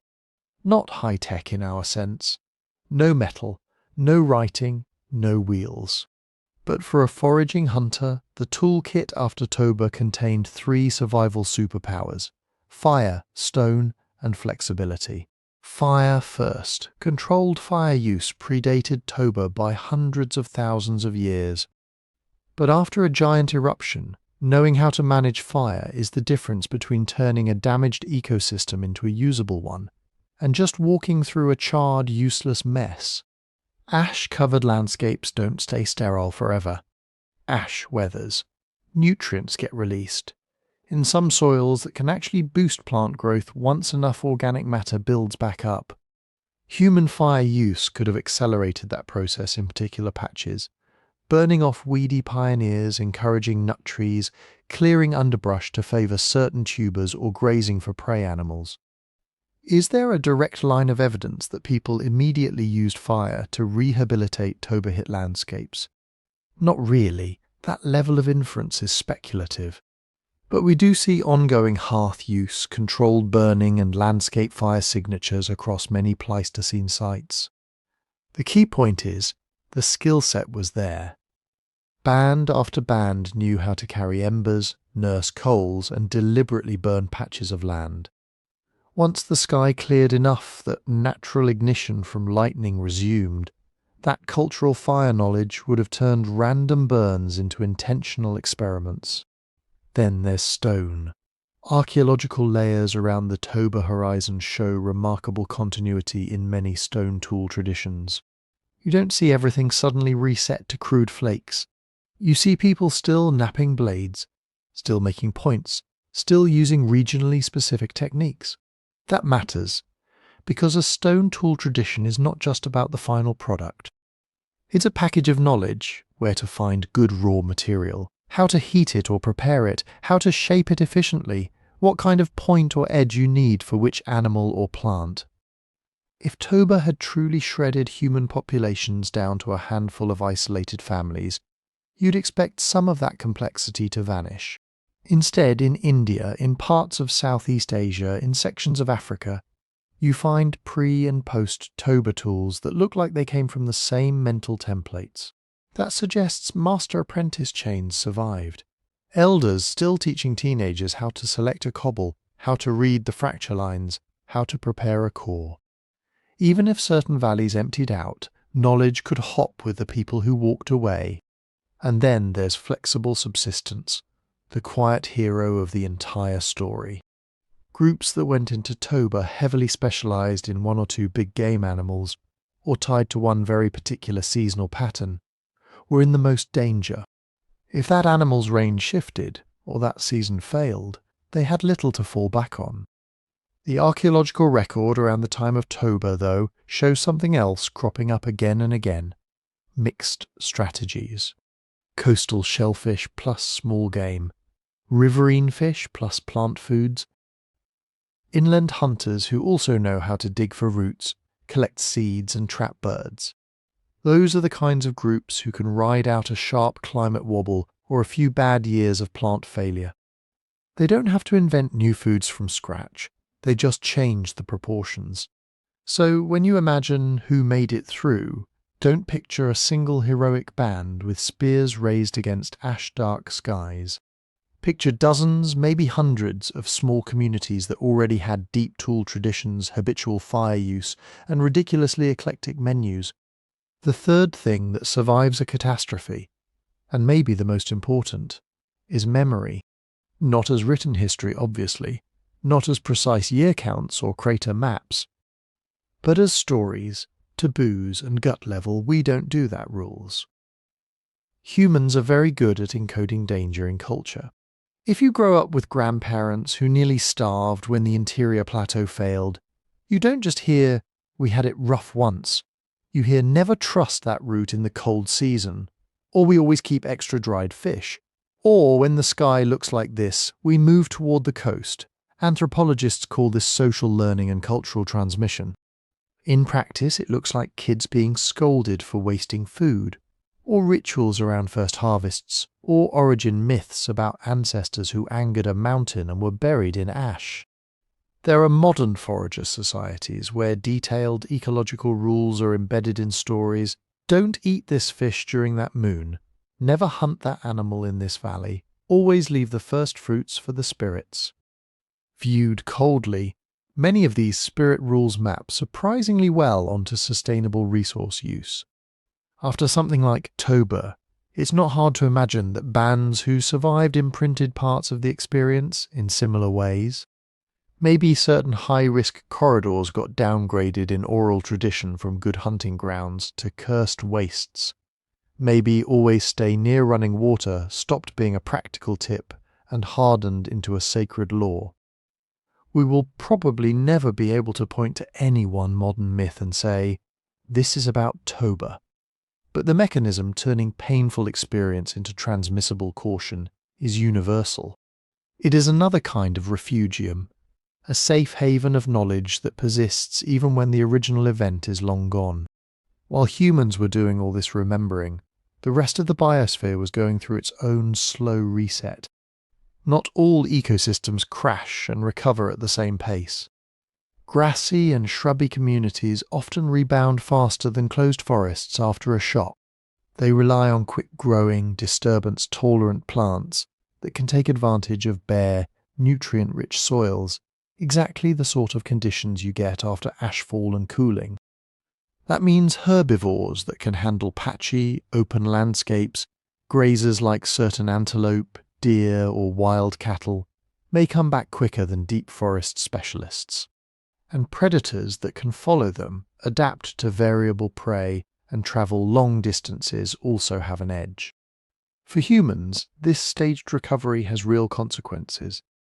If open or semi-open habitats re-establish first around refugia, then the earliest expansion zones after Toba likely favoured groups comfortable in mosaic environments, those who could track herds but also dig roots and gather seeds in clearings and riverbanks, dense, closed forests, which support different toolkits and foraging styles, might have lagged. People whose lifeways were tightly coupled to those habitats would have had to wait, move, or adapt. Similarly, aquatic systems, rivers, lakes, coastal shelves often prove surprisingly resilient. Ash might clog some waterways at first, but currents flush, sediments settle, nutrients redistribute. Some lakes can become more productive after a nutrient pulse. Coastal upwelling systems respond strongly to ocean-atmosphere dynamics, but tidal cycles and many nearshore food webs keep ticking even while terrestrial plants struggle. So again, you're looking at an advantage for groups already plugged into rivers and coasts. Their food webs recover sooner, their children learn to harvest reliable calories, while inland cousins are still watching scrub re-sprout on dusty plains. Layer on top of this the reshaped roots and choke points from the previous section, and you can see how the long recovery after Toba isn't just about back to normal. It's about new normals. Some interior migration corridors never regain their old importance. A river that shifted course, a plateau that dried out, a valley where soils eroded badly under ash and never fully rebuilt. They become marginal zones. Other places, by contrast, rise to prominence. A coastal stretch that stayed productive through the worst years becomes the backbone of a robust trade route. A chain of riverine refugia that stayed wet while everything around them dried turns into a stepping stone ladder, linking distant populations. Those new routes matter for genes and for ideas. A band living along an emergent highway doesn't just spread its DNA, it acts as a broker for knowledge. Tool styles, food processing tricks, languages, even social norms get mixed and remixed as travellers and marriage partners move through the same bottlenecks again and again. There's a real possibility that in some regions, post-Toba contact networks became more focused and funnel-like than before. Instead of 10 parallel corridors connecting two basins, maybe only 3 remain consistently viable for a few thousand years. That concentrates interaction, and concentrated interaction can accelerate innovation. Archaeologically, the tens of thousands of years after Toba don't show a sudden leap to cities and agriculture. They do, however, sit within a broader trend of increasing sophistication in stone tools, in ornamentation, in long-distance raw material movement. Toba fits into that arc as one more filter that pruned some lineages and lifeways, leaving others to expand into newly structured landscapes. Some researchers have speculated that repeated brushes with scarcity and displacement might select culturally for fast thinkers, groups that are quicker to experiment, to copy what works, to drop what doesn't. Band fusions at refugia, forced cooperation along bottlenecks, and exposure to many neighbouring traditions could all push cognition and culture in that direction. Again, it's hard to pin any specific later breakthrough, blade technology, symbolic art, more complex language, directly on Toba. But it is reasonable to say that the humans who achieved those things were the descendants of people who had already been filtered by events like Toba. Which brings us to the last uncomfortable lesson. Survival was not a single moment of heroism. There was no day when one brave ancestor outran the ash cloud and saved humanity. What carried us through was something less cinematic and more humbling. Adaptability spread out over generations. It was knowledge passed quietly around evening fires, where the fallback foods hide, how to read a changing sky, when to move and when to stay. It was technologies that looked simple, but embodied thousands of years of refinement, a well-balanced spear point, a grindstone for seeds, a fire drill that works in damp weather. It was social habits that made networks elastic instead of brittle, the willingness to take in a stranger with useful skills, to marry outside the band, to trade shell beads for stone from far away. It was biodiversity itself, seed banks in soils, fish eggs in river gravels, plant fragments in sheltered gullies, waiting for their chance to sprout again, and humans who knew how to notice and use them when they did. Toba, in this view, is not the villain in a story where humanity nearly died and then heroically bounced back. It's one chapter in a much longer narrative of living on the edge of what Earth's climate will tolerate, getting knocked sideways, and then feeling our way into new patterns. What survived after Toba were people, yes, but more importantly, what survived were ways of being, flexible, cooperative, curious, stubbornly experimental. Those are the traits that let a scattered primate ride out super-eruptions, ice age swings, droughts and floods. They are also the traits we're still leaning on now, in a very different kind of climate crisis. Because the real echo of Toba isn't just in ash buried deep in ocean mud. It's in the fact that, once again, our fate depends less on avoiding every disaster, and more on how quickly we can learn, adapt and rebuild in the aftermath. So where does all of this leave us? Strip away the headlines and the dramatic book titles, and a few things about Toba are on very solid ground. About 74,000 years ago, there really was a colossal eruption in what's now Sumatra. It really did blow out a caldera tens of kilometres across. It really did eject thousands of cubic kilometres of material and dump a sheet of ash across huge swaths of South Asia, the Indian Ocean and beyond. We can see that ash in lake beds, in ocean cores, in blown-in layers tucked into cave deposits. And it wasn't just a local inconvenience.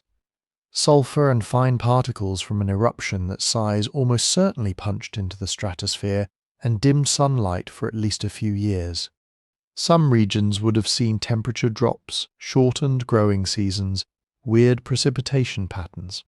Ecosystems would have lurched. Certain animal populations would have crashed.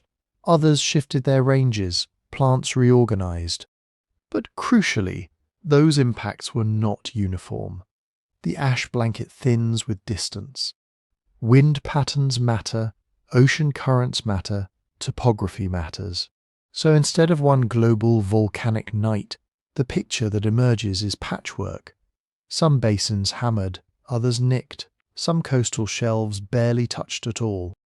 It's a big, messy, uneven shock that matters when we circle back to the phrase that probably brought you to this video, the eruption that nearly ended humanity. As a story hook, it's powerful. As a scientific claim, it's a hypothesis. A bold, creative one when it was first proposed, and one that did what good hypotheses are supposed to do. It focused attention, drove new measurements, forced people to test it from a dozen angles. Genetics? Do we really see a single sharp bottleneck at 74,000 years ago that compresses humanity down to a tiny remnant? Archaeology? Do stone tool traditions and site densities? Cliff dive right at the Toba horizon across Africa and Asia? Climate proxies? Do ice cores and ocean sediments record a uniquely brutal, long-lasting cold phase that lines up perfectly with the eruption? The more data people have thrown at those questions, the muddier the near-extinction picture has become. There are bottlenecks in our past, yes, but they're smeared across time, not pinned neatly to 1 week of volcanic fury. There are regional disruptions in the archaeological record, but also plenty of sites that sail right through the Toba layer, with business more or less as usual. There is cooling, but not a guaranteed decade-long nuclear winter everywhere on Earth. So the phrase nearly ended humanity now sits in an awkward middle ground. It's not pure myth, because the event was genuinely enormous and dangerous. But it's also not an established fact that every human on Earth was squeezed into a single, smouldering refuge. What we can say with some confidence is narrower and, in its own way, more interesting. Toba was one of several big punches thrown at already vulnerable Pleistocene populations. It likely pushed some regions over the edge, local extinctions, abandoned valleys, broken migration corridors. But humanity as a whole seems to have bent, not snapped. Why? Because the things we talked about in the last section were already in play. Refugia, the safe pockets, meant not everyone was in the blast zone or under the thickest ash. Wet coasts, spring-fed canyons, certain river systems, and maybe even some offshore islands kept ticking while interior plateaus choked. Populations anchored to those places or able to reach them had a buffer. Mobility meant people weren't chained to a single valley that either lived or died. Foragers who already saw the landscape as a network of seasonal options. Wet season camps here, dry season camps there, fallback marshes if the herds didn't show, had options when one node in that network failed. They could lengthen their circuits, lean harder on certain legs, or leave entirely. Flexible diets meant that when one major resource collapsed, it was a bad year, not an existential end. Groups that were already eating shellfish plus small game, plus roots, plus whatever washed up on the tide, were resilient by design. They didn't have to figure out, can we eat this, from scratch in the middle of a crisis. They already knew, and above all social networks, the invisible mesh of kin, trade partners and marriage ties, meant information and people could move. A band fleeing a failing corridor might show up in a coastal refugium where cousins lived. News about where the ash fall was worst, where the rivers stayed clear, where the shellfish beds were still thick, could hop from group to group faster than genes. That is the difference between suffering in place and rerouting. Those are the traits that survived Toba because they predated Toba. The eruption didn't invent resilience, it revealed it.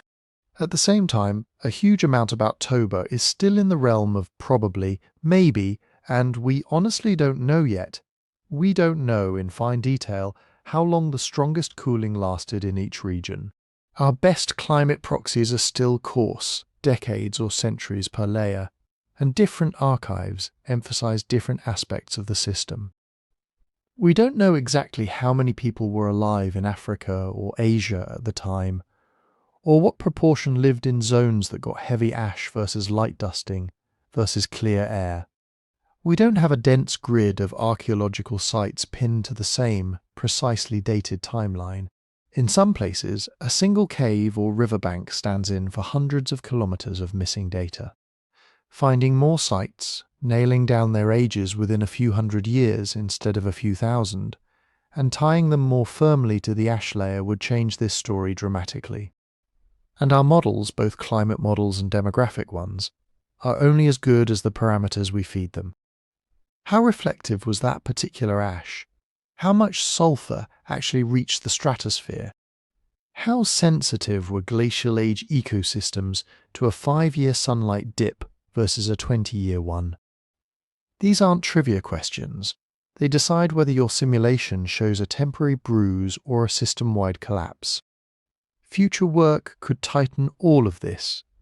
Better dating techniques that shrink error bars. More cores pulled from different parts of the ocean.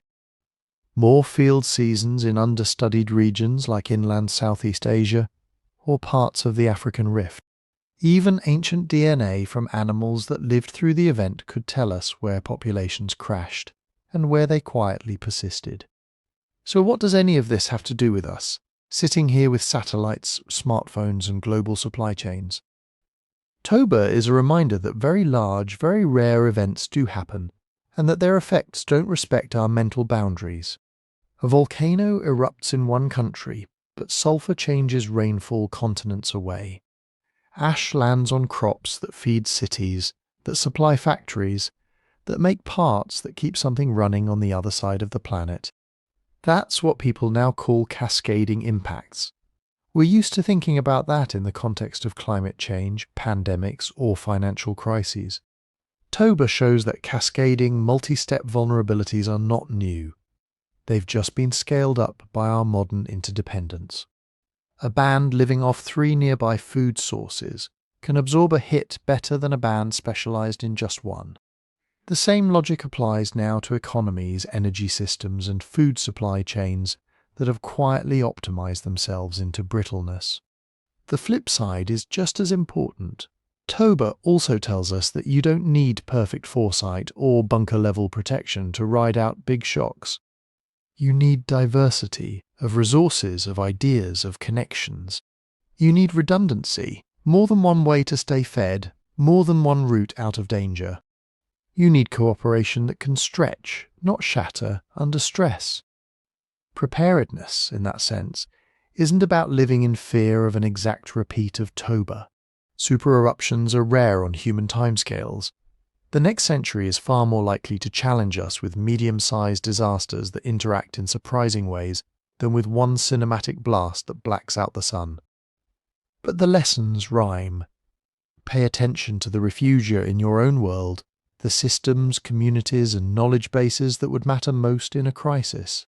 Don't assume that because something is large and efficient, it's also robust. And remember that the most durable defences our species has ever had were not walls or weapons, but cultures that could absorb a blow and reorganise. All of which brings the story back to you.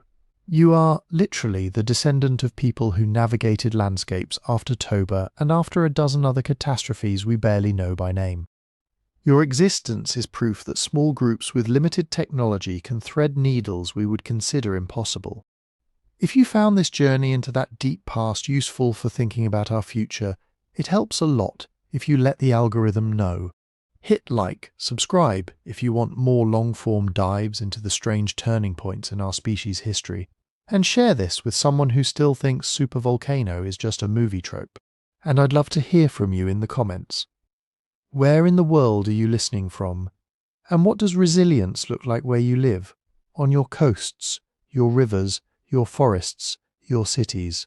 Drop your location below, and let's see how many modern refugia are represented underneath this video.